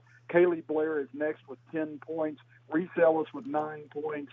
Then you had, one of the other starters, Olivia Dalton had 9 points, and then Allie Williamson had 8 points, and that's your starting 5. And, that's just so much consistency all the way around. And all 5 of those girls have led Chapmanville in scoring at different times this year.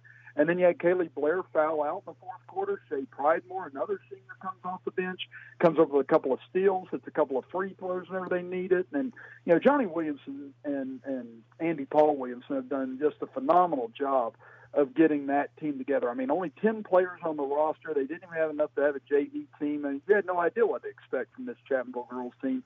And now here they are. They've won 14 out of 15 games, and one of the hottest teams in the state in Class AA coming down the stretch. And Chris, despite the fact that they're going to get to host the regional next week, it don't get any easy because you got a 20-win Sissonville team coming in. Yeah, that's going to be fun. I mean, you end up winning your section, and who you got coming in? A top 10 team that's won 20 games. So congratulations. But, the key for Chapmanville is they did play Sissonville just about 2 weeks ago in Sissonville and beat them 60-45 in that game. And that's been one of the odd little things about Chapmanville's season. Out of the 23 games they've played now during the year, only one of them has been decided by less than 10 points, and that was whenever they upset Wayne at home 57-55. But that was the only single-digit game they've had. So it'll be interesting to see if that game's tight coming down the stretch. I'll still have to do a little bit of my research coming into that game for Sissonville to maybe get a little bit more of an idea as to what it is they like to do or who some of their main players are. I'll send you some stuff, Chris. Hey, I'll take it. I will take it, sir, because we've got 6 games in 8 days coming up, and I'll need all the help I can get. But, I know Sissonville's very talented. They're very well coached. They've got a lot of strong players that a lot of the girls have mentioned, and they know that this isn't going to be a gimme whenever Sissonville comes down. I mean, they've always been a tough opponent and a tough out, and I thought Wayne did a phenomenal job tonight to be able to beat them by the margin that they did. It just goes to show how good the Lady Pioneers have been. And Sissonville, it's going to be a tall task for Chapmanville, but I know that they feel better that they get that in their home gym. Logan has to go on the road to Wayne, and they haven't had a lot of success against Wayne recently. And I know that that's going to be a lot tougher, but, the Lady Wildcats, they've been able to play Wayne tight a few times, played them in the state tournament last year in the state quarterfinals and lost by 8. But, the Logan County teams, we'd love to be able to see both get there.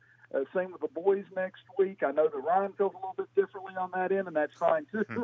But it's a promising time down here right now, and it's just seeing what Johnny Williamson and those girls have been able to do with being short-handed and not having as much of a turnout as you normally do. I mean, it's been one of the great stories that's gone on down here in the Chapmanville area in a while in basketball. I know the boys tend to overshadow a lot in the Chapmanville area when it comes to basketball, but these girls, they had a great turnout tonight. There was a lot of community support down in Mingo Central, and I was really proud that they were able to see that from their community and get the kind of support that they really deserve for what they've done this year. I thought he was going to take us right on into the break. I think that covers it. You know what? Hey, I can do that. Hey, we literally, because if I don't say literally, it doesn't mean it's true. We have 10 seconds, so I'm going to say this real quick. Okay. This is how good of a night it was for the Chapmanville girls basketball team.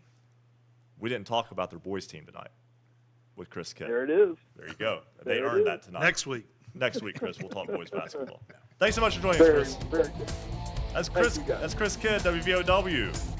Didn't know he was going to be talking about only the Chapmanville girls win tonight, but that's okay because they earned it tonight with their sectional championship win over Logan. We're going to step aside, take a break. 2 hours in the books, 1 hour to go on Basketball Friday night in West Virginia here on the Fast Break Sports Network. Basketball Friday night in West Virginia will return in 2 minutes on the Fast Break Sports Network. Every Friday night from 9 to midnight, we're the home for high school basketball in the Mountain State. This is Basketball Friday night in West Virginia. Special thanks tonight to all of our affiliates, including 1360 AM, 97.1 FM, WHJC Megawan, 105 KQV, WKQV Cowan, 105.5 FM, and heard in Braxton County on 106.9 FM, 103.7 Jack FM, WQWV in Fisher, the Valley's Watchdog, 1600 AM, WKKX Wheeling, 1370 AM, WVLY Moundsville, Jackson County's home for Southern Gospel, Singing News Radio 92.5 FM, WTHMLP Ravenswood Ripley, Knights Radio 91.5 FM, WRSG Middleburn, Talk Radio WRNR Martinsburg, 740 AM, 106.5 FM, Classic Hits 106, WHFI Linside 106.7 FM, 95 The Sports Fox, WBES Charleston 950 AM, a.m. The voice of the coalfields, 101.9 FM and 1290 AM WVOW in Logan. Light Rock 93R, WRRR St. Mary's 93.9 FM. The Ticket, 102.3 FM WMTD in Hinton. The greatest oldies of all time, 98.5 FM and 101.5 FM WQAZLP Edmond Beckley. Tune for You, Yap Radio, 101.7 FM WYAPLP Clay, 104.5 FM WASPLP Huntington, 101.1 FM WVWPLP Wayne, 90.7 FM WFG8 Fort Gay, and Marshall University's flagship station, The Cutting Edge, 88.1 FM WMUL in Huntington. Cable subscribers can find Basketball Friday Night in the Huntington region on Comcast Channel 25 and Armstrong Digital Channel 204. Streaming online high-definition video can be found on our website, basketballnight.com, or our Facebook page, and we're on Periscope.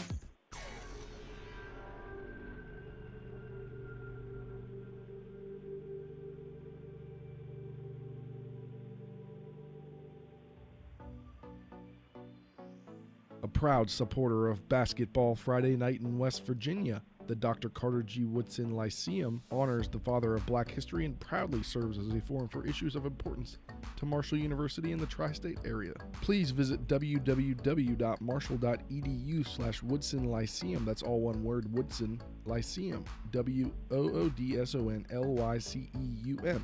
Educators will find information about a summer institute for West Virginia teachers, and students will learn about a summer workshop for them, all at www.marshall.edu/Woodson Lyceum. The Lyceum was founded in 2016 by the Drinko Academy and the School of Journalism and Mass Communications. Welcome back to Basketball Friday Night in West Virginia. To join tonight's program, call 855-78-HOOPS. That's 855-784-6677. Follow us on Twitter @hoops_roundup for all the scores all the time. And visit basketballnight.com for a comprehensive look at schedules and standings for every team in the state. Stay tuned. Another hour of Basketball Friday Night in West Virginia begins right now. It is 11:01 on this Basketball Friday Night in West Virginia. There are just 3 more. I love Basketball Friday nights. That's why and this time of year, you build to this time of year and then it ends so quickly. It's just cut and it's baseball season, but or softball season, both in that case. But we're going to talk with Wes McKinney. He had the call of Princeton and Bluefield in just a moment. But first, top of the hour, it's time for a check of the basketballnight.com scoreboard before we go to the Marshall University Sports Journal and basketballnight.com scoreboard. There's a sound that we haven't heard. That's not the sound. We've heard that. I tricked them. That's my fault. There's a sound that we love to hear throughout the season. And unfortunately, again, we have done this for 6 years now. And it is nearly impossible still to reach certain parts of this state, even electronically. To the point that there was a tournament earlier this season at a particular school. I won't name which one. It's a rural school you don't hear much about. We called the school, asked for their tournament schedule, and they said, "We don't know who you are. We're not telling you." Wouldn't tell us the schedule for the tournament. That's how difficult scores can be to get in this state sometimes. We are working on mending that relationship, by the way. But it's difficult. So when we hear a certain sound, it makes us all smile. And you know what? We have every score of every basketball game played tonight. That's the sound. That's the sound we like. Now that we have all those scores on basketballnight.com, @hoops_roundup on Twitter, let's just give them to you right now. It's time for a check of the Marshall University Sports Journalism basketballnight.com scoreboard. You know what, Joe? I'll let you do the boys' scores, and then I will man up and take the girls' scoreboard tonight. All right, taking a look at our Marshall University Sports Journalism basketballnight.com scoreboard. It was North Garrett, Maryland tonight, knocking off Union 81-37. It was Wheeling Park falling to Hurricane tonight 60-50. In a Class AA Region 3 Section 1 sectional game tonight, it was Independence knocking off Liberty Raleigh by a score of 49-43. And another Region this one in Region 2, or Region 3, Section 2 in Class AA. Pikeview picked up a win tonight over Riverview, 77-45. So in that game for Pikeview, Peyton Meadows had 23 points in that game. It was Kaiser falling to Frankfort tonight, 56-54 in a close one. It was the University Hawks knocking off Fort Hill, Maryland, 96-64. Big win for Hedgesville tonight is with a win over Washington, 58-28. Hampshire, the Trojans pick up a win over Spring Mills, 60-56. In a game we talked about earlier tonight, Bluefield, the Beavers pick up a big win over AAA opponent Princeton, 75-54. And the Martinsburg Bulldogs go to 22-0 in the regular season with a win tonight over the Jefferson Cougars. Undefeated still are the Bulldogs in this calendar year in football and basketball. I mean, they're going to lose at some point. It's something, right? They have to. It has to happen. Okay, girls sectional tournament play tonight. In Class AAA, Region 1, Section 1, Wheeling Park defeats John Marshall 52-40. Region 2, Section 1 in Class AAA, Martinsburg defeats Spring Mills 53-35. Spring Mills will head to Hampshire, and Jefferson heads to Martinsburg next week. In AAA, Region 3, Section 1, South Charleston defeats George Washington 66-56. The Black Eagles get the win over the Patriots. Class AAA Region 4, Section 1, Parkersburg shoots 68% from the field and beats crosstown rival Parkersburg South 105-49. It was Huntington in Region 4, Section 2, defeating Cabell Midland 54-34. So that regional matchup Tuesday night, Parkersburg South at Huntington, Cabell Midland at Parkersburg. Class AA, Region 1, Section 2. It was Fairmont Senior defeating North Marion 47-29. Polar Bears get not the surprising win, but another one with the margin of victory kind of sticks out to you there. North Marion, the reigning state champs. Nicholas County wins Region 2, Section 2 over Braxton County 48-45.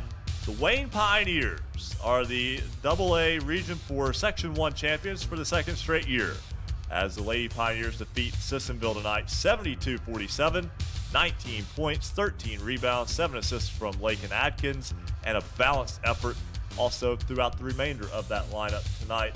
Jasmine Tabor, a freshman, a career-high 18, also in the win. Chapmanville defeats Logan 52-40 in the Region 4 Section 2 final, so it'll be Logan at Wayne on Wednesday night. Sissonville travels to Chapmanville.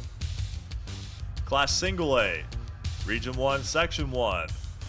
Marissa Horan, jumper at the buzzer, gives Wheeling Central a 48-46 win over Madonna. The reigning champion Maroon Knights will now host Tyler Consolidated on Thursday night. That's because Magnolia won Region 1 Section 2 with a 65-42 win over Tyler Consolidated. So it's Madonna at Magnolia, Tyler Consolidated at Wheeling Central for state tournament berths.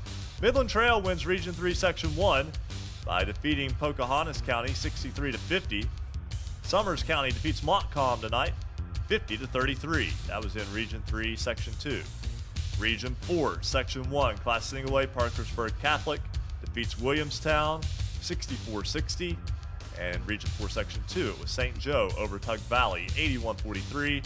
So Williamstown at St. Joe, Tug Valley at Parkersburg Catholic in the regionals. Those are your girls' high school sectional tournament scores and your Marshall University Sports Journalism basketballnight.com scoreboard update.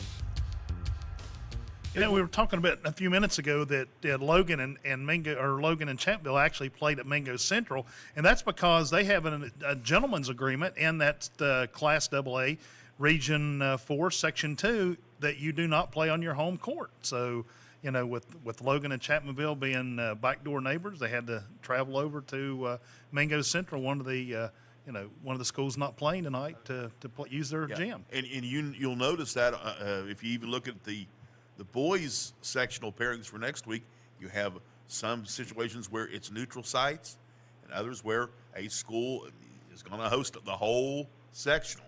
Yeah, and the Wyoming East girls, for instance, beat Westside in their sectional final game on Wednesday at Oak Hill. There you go.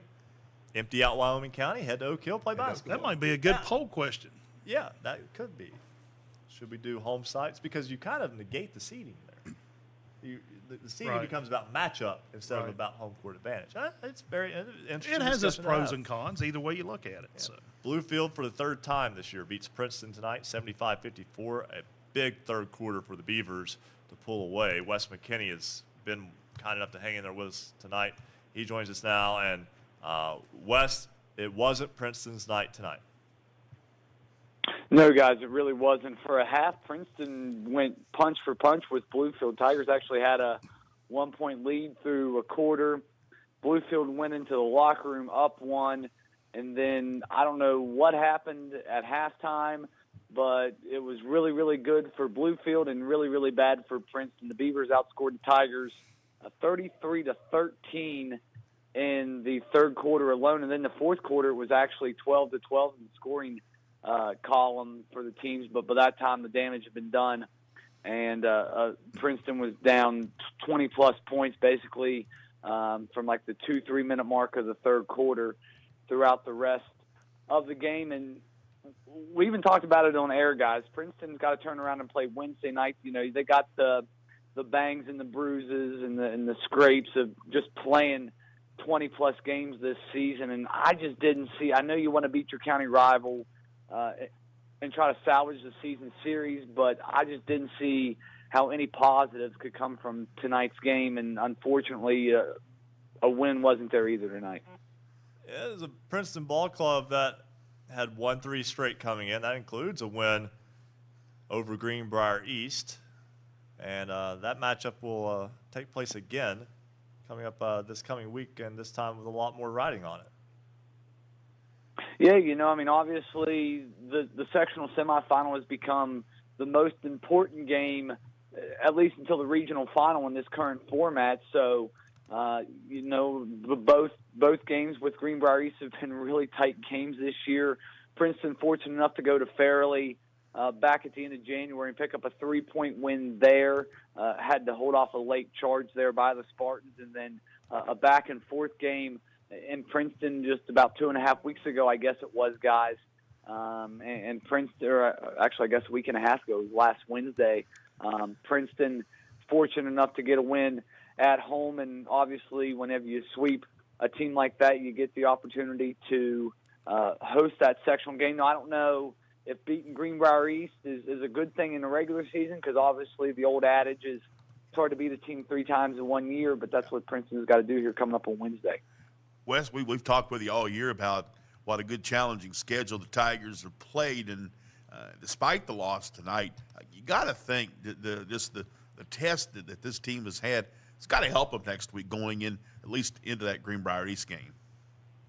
Yeah, I mean, absolutely. I mean, you take a look, 3 of the 7 losses this year, Bill, are to Bluefield. They lost to a Radford team that at the time was undefeated. I haven't really kept track of the Bobcats down there in Class 2A in Virginia, but a really, really good ball club. They lost to Blacksburg at home earlier in the year, did Princeton. That was right after the Bluefield game, so maybe you had a little bit of a hangover there. So, yeah, you're right. Princeton, you know, I was talking to senior guard Cade Fix, and obviously he's been around the entire time this whole MSAC thing's been going on, and he said, you know, we were getting kind of tired of people, you know, poking fun at us for playing all these AA teams because we're basically forced to. So he said we wanted to go out and, you know, really challenge ourselves. And, you know, I mean, I guess we'll see Wednesday night whether the challenge has paid off for Princeton.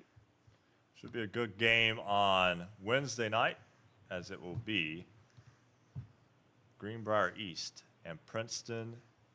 And Wes, this has been a good season for Princeton. We've talked about this throughout the course of the year, 14-7. I think it's probably a good thing that they don't play again until Wednesday after, you know, losing a game like tonight, which I know would have had some emotion going into it, but already knowing their seeding. There's a lot of mixed feelings going into a game like that tonight, playing a team for the third time, playing a really good team on top of that. I have to think that the sectional schedule, at least, is a little forgiving.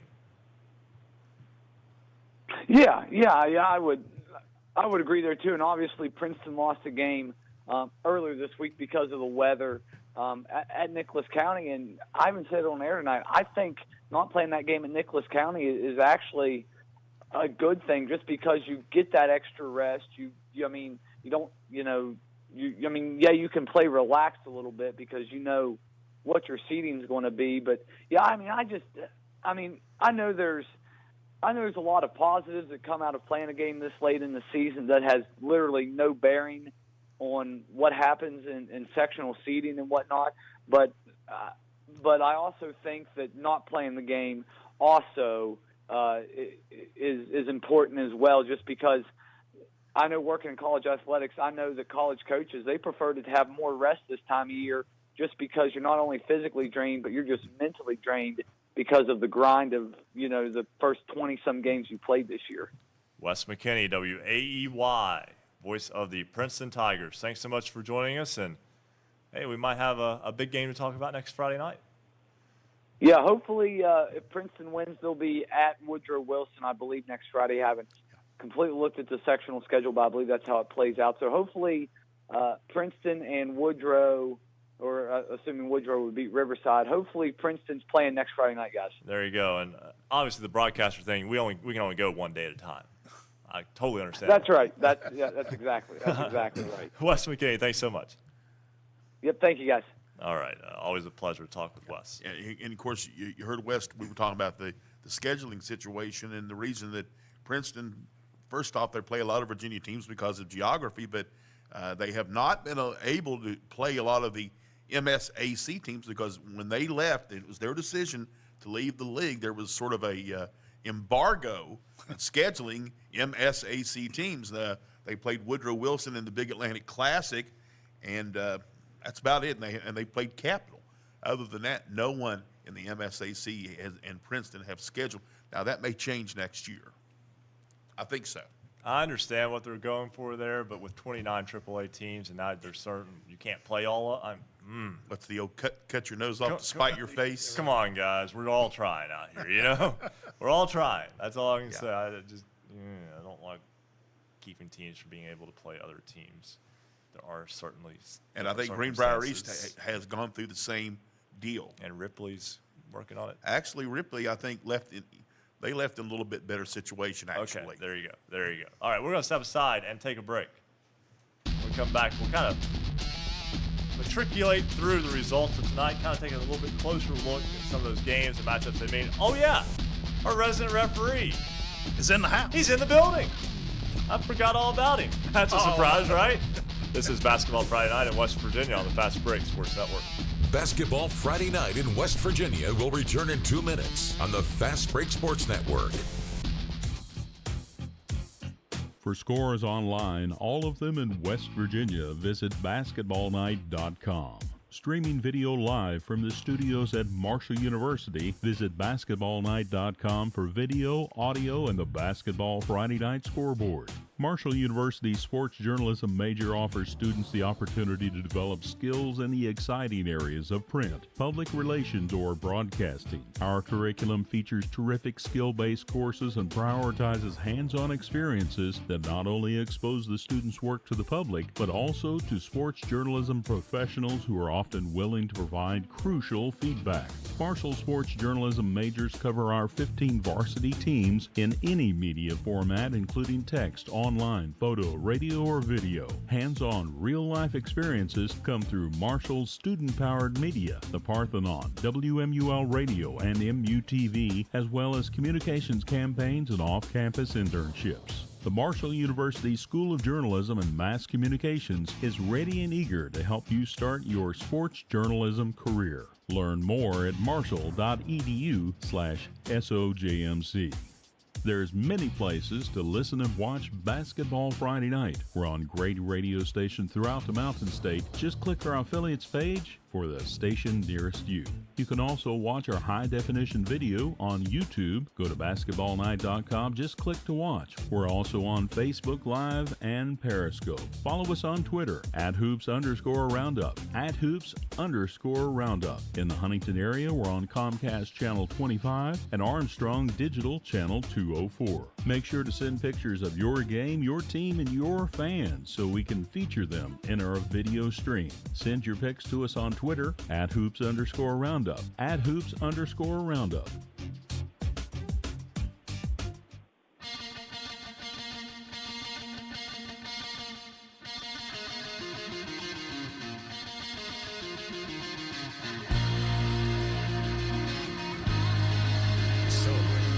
Stay up to date on your favorite teams. Check out basketballnight.com.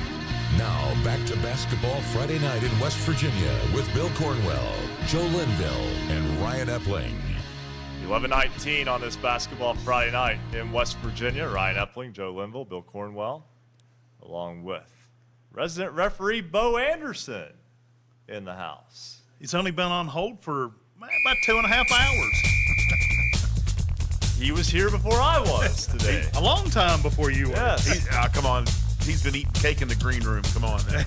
Donuts. But our resident referee has taken up residence here at Basketball Friday Night in West Virginia, here in the campus of Marshall University, the studios in the communications building of the School of Journalism and Mass Communications. And the flagship station of Basketball Friday Night.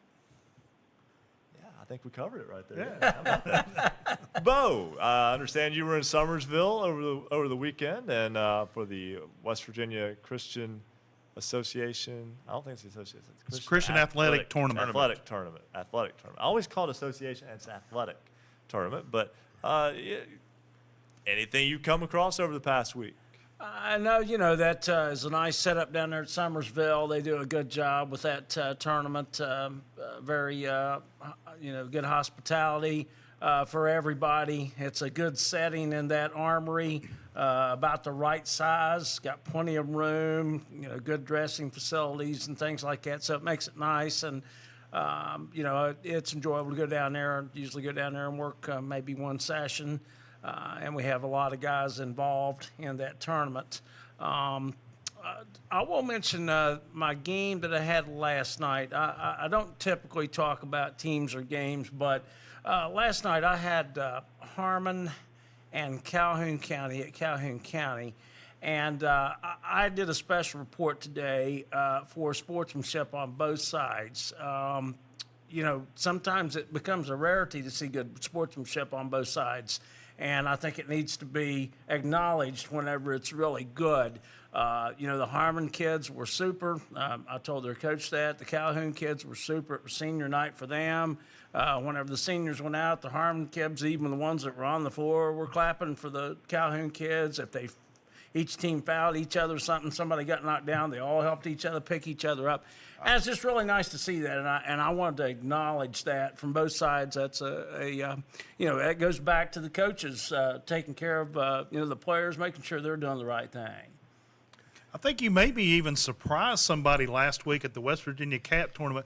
The night that Ryan wasn't here, actually Brian Sexton was one of the co-hosts on the show, and Bo and Brian got to meet each other. But I think it was about halfway through the game last week before Brian even realized you were officiating the contest. Well, I'd been at the table a few times, and he was keeping the book, and I don't think he got it. Most people are not used to seeing me out of uniform. In his case, he wasn't used to seeing me in uniform.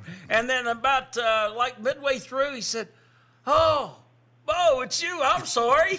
I wasn't even thinking out there. I'm sorry." And that was that was funny. And I thought that was pretty neat. To meet him one week, and then the next week, he's keeping the book. Bo, obviously we've been talking a lot of postseason tonight, especially in the girls. A lot of sectionals tonight, sectional finals. And as officials, you get in these postseason games. Obviously, it's in some cases it's elimination games. It's seasons are on the line. As officials, do you feel any extra pressure to just get it that much better, just get that much right? Because of what is on the line in these postseason games. Well, we want to treat every game like it's on the line, and we don't want to make any mistakes or as few as possible. Like I always say, we're like, humans are, have pencils have erasers, and that's why, humans make mistakes. If it wasn't the case, there'd be no eraser on a pencil. And, I just think that, we want to have our best games each night. It doesn't always happen. Mistakes do occur. Players miss free throws. Coaches make mistakes on calling timeouts, and just a lot of things that happen. But yeah, we want to be as good as we can be. Try to eliminate our mistakes. Try to even be maybe even a little slower. Sometimes our mistakes are made when we're a little faster than we need to be. Maybe whether it be a call or putting the ball in play. Things like that, and just try to, make sure everything's running good. No official wants to have a bad game, and during tournament time, they definitely don't want to have a bad game because they don't want to be a name in the paper. Absolutely. Bo, we'll get back to you in just a second, but we've got Craig Dutton, WXCR. We're going to put Bo on hold while he's on set to bring in Craig Dutton because, Craig's been on hold for 3 minutes, and that's just too long. Craig, welcome to Basketball Friday Night. Now, glad to join you guys for a little bit. And the first time I actually be out of the state, I'm actually in Pigeon Forge, Tennessee tonight giving you a report, but I didn't have the Tyler and Magnolia girls sectional final game tonight. Good friend Brandon Gregory got to call that one tonight on WXCR in my place. Kendra Pilot, junior, she also got 1,000 points in her career tonight as a junior for Magnolia. And honestly, that sets up a matchup with Madonna, and Madonna took that matchup first time because Wheeling Central came back tonight, won by 2 over Madonna in their sectional final. So next Thursday, I'll be heading up to Wheeling for that Central Catholic and Tyler consolidated matchup on that broadcast. But it's been an interesting week of girls basketball. Honestly, for our section and throughout the Region 1 area, there's advantages and disadvantages to that matchup next Thursday. Quite honestly, this is a possibly good matchup for, Section 1 to send both teams to the state tournament, even though I've heard some down the line that Magnolia wanted another chance to prove themselves versus Madonna. All right, Craig, I'm going to give you an opportunity here. Mm-hmm. Ask the resident referee anything. Go. Oh, ask him anything. How'd you get here in time tonight for the broadcast? That was easy. Yeah, that's too easy. I just happened to be free tonight. This is actually the first Friday night that I've had free since the season started, except for one game that got canceled. So, I just decided to come up and be a part of the show, and that way my ear is not in my cell phone for 2.5 hours. So you have a chance to ask a referee about anything basketball related, and you ask him how he got to the show one time. Craig, these hard-hitting journalism questions. Trying to think of it. Craig, he beat me here tonight. You went to journalism school, Craig Dutton. Craig's usually on his toes. I mean, just bang, bang, bang, Hey, we're having a good time, Craig. I know you're having a good time. If you're at Pigeon Forge and calling us here on Basketball Friday Night, we greatly appreciate it. He just called to rub it in. I appreciate it very much. Yeah, absolutely. And, no. I'll go ahead there, Ryan. Oh, no. Go ahead. You're the guest. No, you're fine. We're setting up for boys next week, too, and about what I told you last week is everything was about the same. St. Mary's got the 1 seed. Even though they're going on a skid in their games, they did get a reprieve on that by getting the win over Ritchie County just the other night. That was 2 days after the votes were all put in. Honestly, for the coming few days, we'll have to wait and see how that section turns out. And I think one of the most interesting bits of news is the fact that Section 2 teams will have to find it a little bit easier to scout Section 1. All the semifinal games on Tuesday night, even though they're being played at the same time, they're going to be played at Payton City High School. They're coming all the way down from the Northern Panhandle to play in the midst of Section 2, those semifinal games next Tuesday. Should be interesting when you've got 2 sections, right there, easily right there between Craig, one another. Centrally located. And Craig, we greatly appreciate that you call in, and then we just harass you every week, and you just keep calling in. I'm not going to call you Big Daddy again. No. I'm sorry. Hopefully I made enough noise to keep that from lasting I'm going to buy you a Coke when you come down to Charleston, man. No. Just for that. Now it's bribery. All right, I see how this works. All right, Craig Dutton, WXCR. Thanks so much as always, though, and enjoy your trip. Thank you. Appreciate it. Thanks for letting me on. I'll give you guys an update next Friday how the section turns out up for the boys next week, and hopefully give you a good report when we travel up to Wheeling next Thursday. There you go. Sounds like a good time. Craig Dutton, WXCR, calling in from Pigeon Forge, Tennessee tonight. Yeah, he's got a busy week because he'll do that girls regional final, but on Tuesday, Tyler Consolidated host Ritchie County in the boys sectional. Yeah, there's going to be some interesting games coming down the wire out of that one. We've got to step aside and take a break. When we come back, Super Dave Sports, Dave Morrison will join us, and we'll also continue our chat with our resident referee. And, we got power ratings, right? You want to do that now? No. Okay, we'll do that when we come back. This is Basketball Friday Night in West Virginia on the Fast Break Sports Network. Basketball Friday Night in West Virginia will return in 2 minutes on the Fast Break Sports Network. If you love basketball, then there's only one place to be on Friday nights after the game. It's Basketball Friday Night in West Virginia. Does showing up for work at a ballpark or an arena sound good to you? A Marshall University sports journalism degree can get you there. Sports journalism at Marshall is serious and it's big business. Sports media and communications careers are some of the most competitive and marketable in the world. We'll prepare you to think critically, report accurately, and artfully tell the stories on and off the field or court. If this sounds like you, the Marshall School of Journalism is ready and eager to start your journey. Learn more at marshall.edu/SOJMC. We want you to become part of the Basketball Friday Night in West Virginia family. Follow us on Twitter and we'll make sure to mention your name tonight. @Hoops_Roundup. @Hoops_Roundup. Tweet us your team's scores and give us your comments on the game. @Hoops_Roundup. @Hoops_Roundup. A big shout out to some of the people following us tonight on Twitter. Macy Stewart. Jason Slay. West Virginia Sports News, Jason O'Brien, Cameron White, Jay Hatfield, Dog Zoned, Mark, Debbie Greskovich, Clyde Farley, Jake Adkins, Alex Crum, Sally Avero.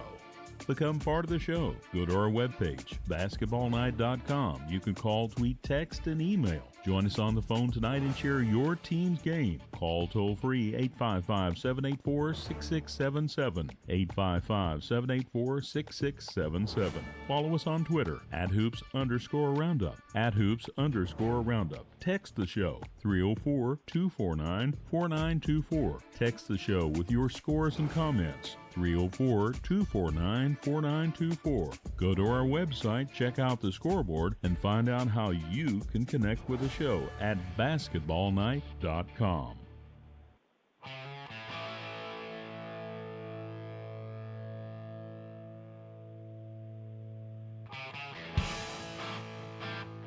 This is high school basketball's home for the Mountain State. Basketball Friday Night in West Virginia on the Fast Break Sports Network. Now, back to your hosts, Bill Cornwell, Joe Linville, and Ryan Epling. 11:31 on this Basketball Friday Night in West Virginia. Ryan Epling, Joe Linville, Bill Cornwell, Bo Anderson, our resident referee, all with you in studio tonight. Kyle Powers, our he's not a stage manager, really. He's our senator. Yes, he is. He's soon to be governor. He's the senator of Smith Hall. Yeah, representing Smith Hall. He is actually a senator in the student government at Marshall University, and we're certainly proud of what he's doing there. Also, Marcus Constantinos is in studio with us tonight, and Marcus has a check of our power ratings.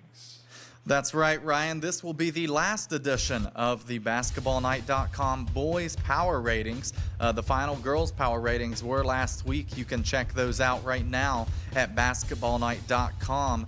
Getting into boys AAA, the Martinsburg Bulldogs still undefeated, 22-0, still hanging on to first place. University is at number 2. George Washington hanging on at the 3rd spot. Woodrow Wilson Flying Eagles are 16-6. That's good for 4th.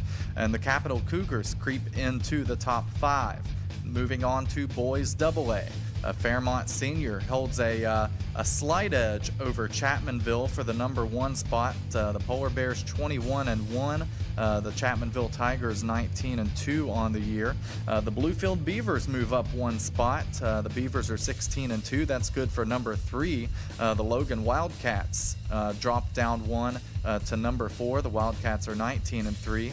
And the Shady Spring Tigers are 18-4, rounding out the top 5. Now in boys single A, the Webster County Highlanders take the lead in the final BasketballNight.com power ratings. They jump over Wheeling Central Catholic. The Highlanders are 22-0 at number 1. The Maroon Knights of Wheeling Central are 17-4 at number 2. Notre Dame is 19-3. That's good for number 3. Greater Beckley Christian is 16-5 at number 4, and the Greenbrier West Cavaliers move up 1 spot. They're 18-4 to round out the top 5. That's the BasketballNight.com power ratings. You can see the final ratings for all 124 teams across the state of West Virginia at BasketballNight.com. Thank you very much, Marcus. And before we let you just wander off here, I've got a question for you. We talked. If you were watching, I was looking at him asking if we were going to do the power ratings then or not. And he said, no, we'll do it when we get back. Why did you want to wait till we got back? I wanted to wait because I could not find my Basketball Friday Night shirt. And for our radio listeners, he still cannot find his Basketball Friday Night shirt. Andrew Rogers actually borrowed it from me tonight to do the standout athlete. And so during the break, I phoned upstairs. I was like, where's my shirt? Where's my shirt? Well, I gave it to you, Marcus. I still haven't found it. So we'll go now and look for it, I guess. Yeah, well, good luck. Thank you. Well, maybe by the poll question. Yeah, I was going to say, I'll have it. You got one more chance. There you go. Yeah, you got a chance to redeem yourself. Speaking of redeeming themselves, I don't know what that means. I got nothing for it. Dave Morrison, Super Dave Sports. He covers Region 3, and I know Wednesday he was at the Wyoming East Westside Girls Region 3 sectional championship game. That was at Oak Hill. He joins us now on the program. Dave, how much basketball have you seen this week? Not as much as usual because I've had this killer flu. Oh, no. Week, but, yeah, I know. But Tuesday started feeling a little bit better Tuesday. Went over to the West Side of the boys' game senior night. And as you said, Wyoming East and West Side girls playing at Oak Hill. What a shit that was for everyone to go see the regional final, but actually a really good, rather sectional final. Really good crowd over there in Oak Hill, and it took some doing, but Wyoming East did get over West Side again. When your 6'5" center who signed with Tennessee gets hurt and is out for a quarter or 2.5 quarters, that's Emily Saunders. And, she goes down in the second quarter with apparent knee injury. I think she's going to be all right. Should be able to return to action, which is good news.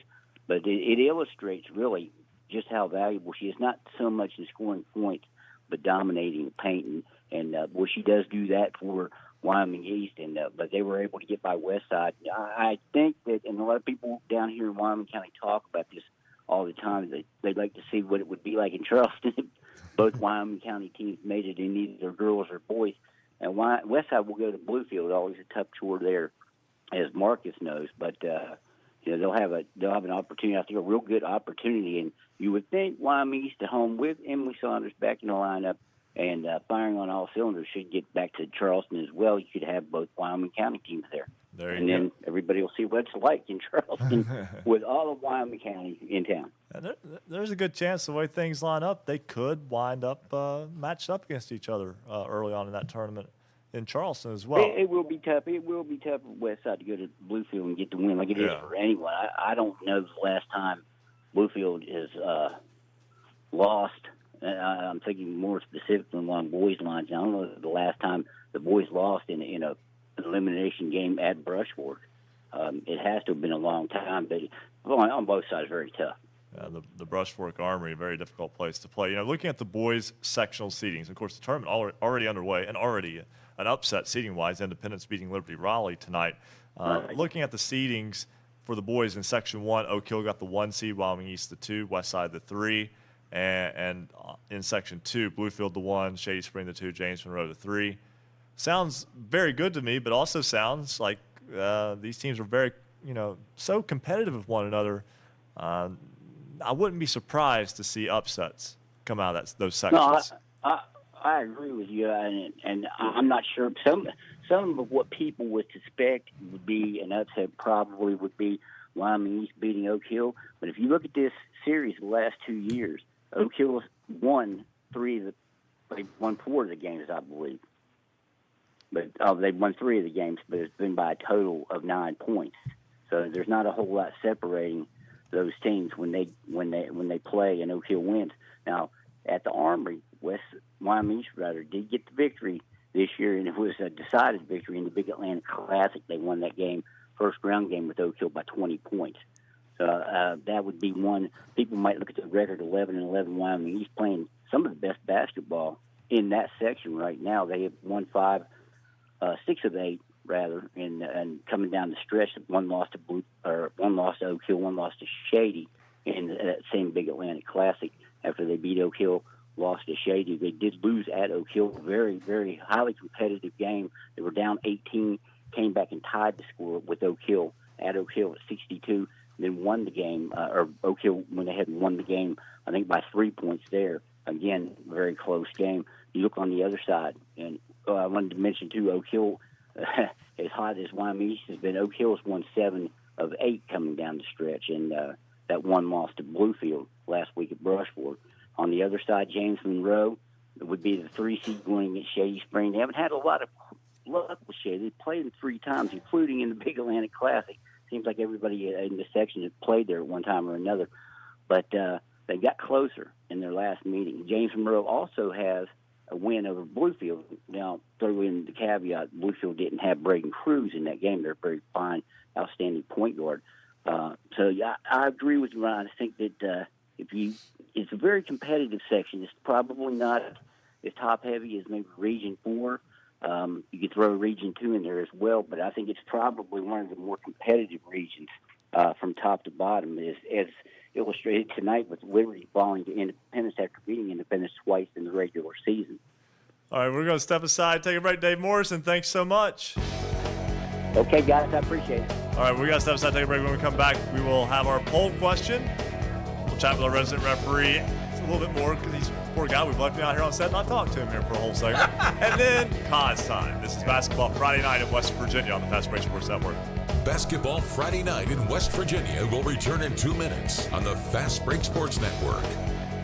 Every Friday night from 9 to midnight, we're the home for high school basketball in the Mountain State. This is Basketball Friday Night in West Virginia. Special thanks tonight to all of our affiliates, including 1360 AM, 97.1 FM, WHJC Meghwan, 105 KQV, WKQV Cowan, 105.5 FM, and heard in Braxton County on 106.9 FM, 103.7 Jack FM, WQWV in Fisher, the Valley's Watchdog, 1600 AM, WKKX Wheeling, 1370 AM, WVLY Moundsville, Jackson County's home for Southern Gospel, Singing News Radio 92.5 FM, WTHMLP Ravenswood Ripley, Knights Radio 91.5 FM, WRSG Middleburn, Talk Radio WRNR Martinsburg, 740 AM, 106.5 FM, Classic Hits 106, WHFI Linside 106.7 FM, 95 The Sports Fox, WBES Charleston 950 AM,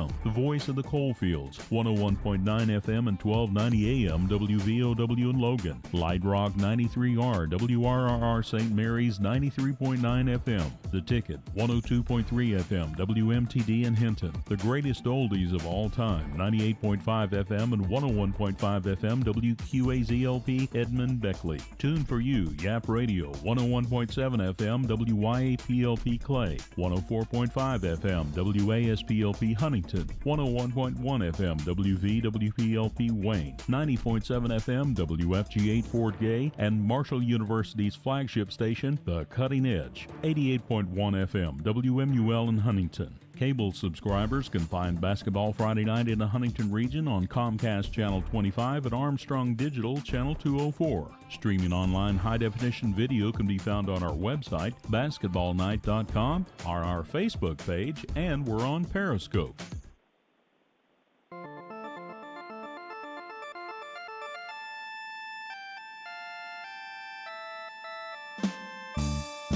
Celebrating high school basketball around the Mountain State. You're listening to Basketball Friday Night in West Virginia on the Fast Break Sports Network.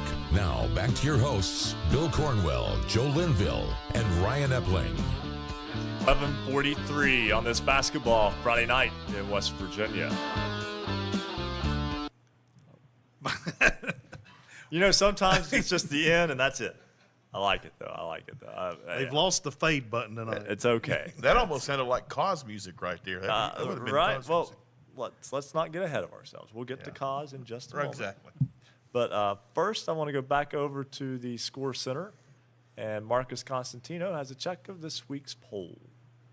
That's right, Ryan. This past week's poll question, do you support a 4-class system for high school basketball in West Virginia? Of course, there was a proposed 4-class, sketch-up sort of going around, and so we asked, and 54% of visitors to basketballnight.com said yes, they support a 4-class system, while 46% said no, they do not. So a pretty dead even vote. Now, this week's poll question, should sectional tournament games be played at a neutral site or at, as it's done now, which, if I understand it, is up to each section? Yeah. Yes or no? You can go to basketballnight.com and cast your vote. You've got until 11:45 next week.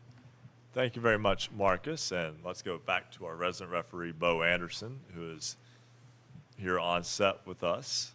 We'll make our stage manager get to work back there. And, Bo, I have to say that I don't know that I have seen very many instances of things to even question the past couple of weeks. I've been fortunate to the games that I've been to have been pretty much straightforward, been good competitive games, but I don't know that there's been anything that stuck out to me that said, hey, I need to ask Bo about this. I'm not sure about this. One thing that I see we've talked about in years past, I don't think we've talked about this year, that I've watched it be called correctly and didn't even realize it until you told us about it last year. The 2 hands on the ball versus 1 hand on the ball, jump ball versus possession for a timeout, or that nature. Can you explain that? And you have about 2 minutes. Well, that's interesting because I had that play actually this week where one player had 2 hands on the ball and the other player puts 1 hand on the ball and they're looking around for a held ball, which didn't happen, and we continued to play because I was not blowing the whistle, simply because on that particular play and on plays like that, 2 hands versus 2 hands is the only time you can have a held ball. Now, when a player goes up to shoot a shot or gets in the air with the ball and a player puts 1 hand on the ball to force him not to be able to shoot it or pass it and bring it back down, then it can be 1 hand on 2 hands. But on a play, a loose ball, where a player reaches in and tries to grab it from the other player, it's got to be 2 hands on 2 hands. So that's the play that, and I actually had that. So it's interesting you made that. They were looking around at me waiting for the whistle to blow, and it wasn't blowing. That's one of those things that I think a lot of people just see the ball stop for a second, and they presume that there's going to be a jump ball or a held ball call. And yeah, I learned that from you, and I've picked up on that a lot over the past year. That's one of the subtle things that I think that I've tried to teach you well, Ryan. And it's not 100%, but the way you explain it, it's kind of like on the ground, it's 2 hands. Yeah. But in the air, because talking about guys getting blocked and getting back on the playground, we call it getting stuffed. Yeah, absolutely. I mean, that's where the 1 hand, you can still have the 1 hand and be a tie-up. Absolutely. Yeah. Absolutely. Well, we're down to about 10 minutes or so to go in the program, and that means it's cause time here on Basketball Friday Night in West Virginia. Let's go to Rick Kozlowski, sports editor of the Martinsburg Journal. He joins us now on Basketball Friday Night in West Virginia. And Rick, I hadn't got to talk to the guys in the back. I was late getting here. I was laying out there, giving them time to play whatever they wanted for you. And I guess tonight it's just you. No music bed. No, it's just a cold call tonight. How you doing, Rick? Well, you guys have to sing to me then. No. We have people listening, and we want them to continue to listen. I can't sing. Well, okay, there you go then. If these guys start singing, I'm calling flagrant time. I think maybe Cornwell can sing over there, but I know the rest of us probably can't. Oh, there are times. There are times. Times when I'm inspired. There you go. Rick, we talked with. Well, go ahead. Yeah, you need to answer. You need to speak to that. Go ahead. Well, no. I actually have a situation that I would like to have Bo interpret for me. Uh-oh. Well, he sounds nervous. He's ready. Okay. He's always ready. Okay. This goes into the whole held ball situation. Good segue, right? Yeah. I like it. There was a held ball. The referee or official blew his whistle with less than a second left in the quarter, and as he blew his whistle for the held ball, then the horn sounded to end the period. So whose ball is it to start the next quarter? Whoever still has that possession error, because, again, the same rule applies. The only way that team loses that possession error is to violate that possession error. So the held ball goes up, and it's so close to the time expiring that you have a whistle, but the time expires, and it's supposed to be Team A's ball. When we come out to start the next quarter, it's still going to be Team A's ball. You won't have a switch of the possession error on that. Okay, that's what I kind of figured it was, but I think there was some question, and I think they wound up giving it to Team B. It didn't really affect anything, but there was some discussion, you might say. Okay, well, things happen, and again, but the correct call would be to still give it to the team that had a possession, because they have not had their turn, and they have not violated that possession yet, so therefore it would be still Team A's ball if it was Team A's when the whistle blew for the held ball. Yeah, okay.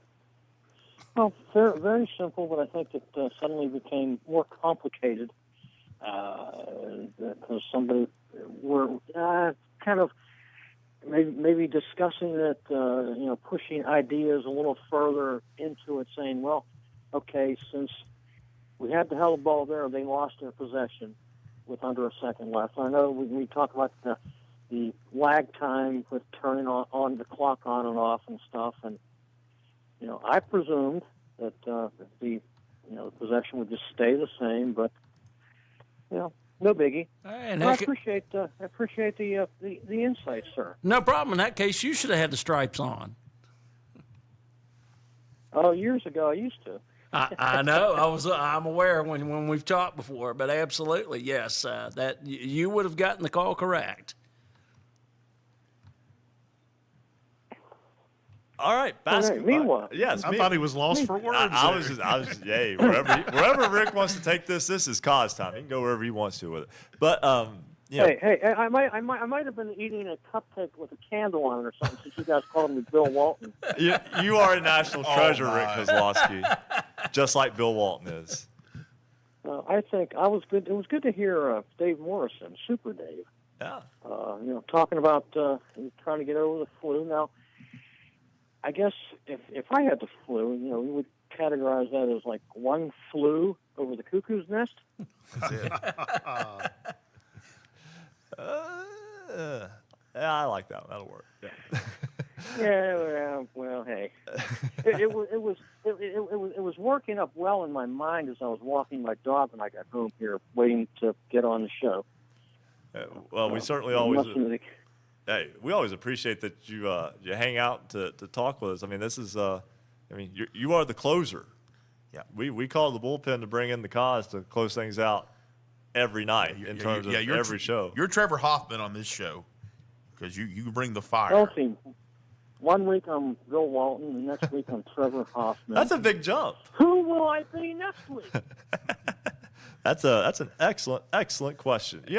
Rick, Martinsburg's boys in the regular season undefeated. 22-0. First time they've done that in school history.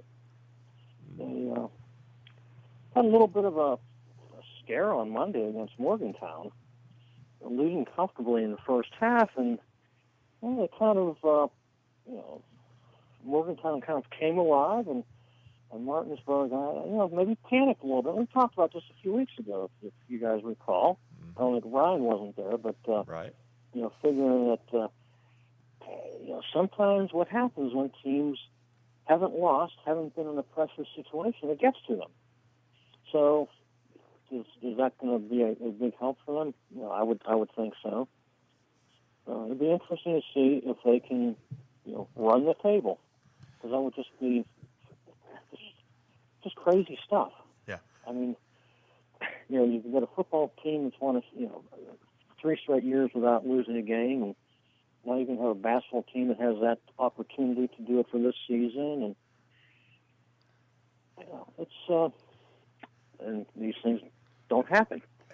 Because, of course, the Martinsburg girls team is a great story, and they've recovered from their what could have been a real tragedy down there in Beckley, and tonight get the pretty comfortable win over Spring Mills, take their section. Yeah, I was at that game. They started off a little slow, down after the first quarter by 13-11, and second quarter they just kind of looked like their old selves. It was like something hit the switch, and they kind of became the team that we've seen them be up until the bus accident. And wow, did a young lady by the name of Morgan Andrews have a whale of a night. She was just all over the court. Double-double, scoring points, blocking shots, grabbing rebounds. She was pretty much unstoppable. And there were a few assists in there as well. Probably one of the better performances I've seen from an individual female this season, no question. Talking about the Martinsburg girls, I mean, even though they won the section, they've got 16 wins on the season. They've had an outstanding season in their own right as well. Oh, absolutely. There's no question. And you and you could see when they came back after the bus crash, February 2nd, they weren't quite the same. I think, a little bit of anxiety and nursing some injuries, and I mean, how would any of us, kind of rebound from a situation like that? How hard would it be on us? I think maybe younger people, maybe they're more resilient, but in the back of your mind, that stuff has got to just be beating on you a little bit, and they, at times they looked a little bit like they were out of shape, and I just think that was kind of if I could say the word residual, I still can't say it. Residual. Residual, yes, thank you. That's probably why I write, because I can't speak. But they obviously were having some effects, and I think they're kind of coming around to the team that they had been before. And when I talked with Morgan tonight, she said, we're still a little slow out of the gate. We have to get a little bit stronger at the beginning of games. But we're getting there. We're starting to feel better about things. And I think it showed in the pretty much the final 3 quarters. They played extremely well. I do want to point out, Rick, that the Martinsburg girls have not played on the road since that incident. All their games that they've played, the now 4 games that they have played since the bus crash, have all been at home. The regional will be at home too. So I have to think that, and we're running short on time, but that's probably the best for them to help them kind of ease back into it. Yeah, certainly that's a very good situation to be at home. Now, I'm expecting them to win their game Tuesday and move into Charleston. Now, how will a distant trip affect them? I think you just don't know how people react to things like that. I mean, I know myself, about 10 years ago, I was knocked off an interstate at 70 miles an hour by a tractor trailer. And for probably the first 6 months after that, anytime a tractor trailer got near me, I got a little shaky. And even now, sometimes when I'm on the highway and a tractor trailer comes near, just seemingly out of nowhere, I get a little unnerved. So you have to wonder how that kind of stuff will play on their minds, emotionally will affect them. I know that that's still a ways to go, but we'll definitely be following them along, and look forward to next week and girls regional play Tuesday, Wednesday, and Thursday. Boys sectional play really heats up next week. Should be a lot of fun. Rick Kozlowski, Martinsburg Journal, always a pleasure, sir. Hey, it's a great time of the year. Absolutely. That's going to do it for this edition of Basketball Friday Night in West Virginia. For our resident referee, Bo Anderson, for Bill Cornwell, for Joe Linville, for Marcus Constantino, who did find the shirt for the poll question, as thank goodness. I'm Ryan Epling. Good night, everybody. Night. Thank you for listening to Basketball Friday Night in West Virginia. Tune in next Friday for the latest high school basketball action from across the Mountain State. Visit basketballnight.com for our show archives, the poll question of the week, and the basketballnight.com scoreboard. Until next time, have a great weekend, and thank you for listening to Basketball Friday Night in West Virginia. The preceding broadcast was a presentation of the Fast Break Sports Network. Copyright 2019. All rights reserved.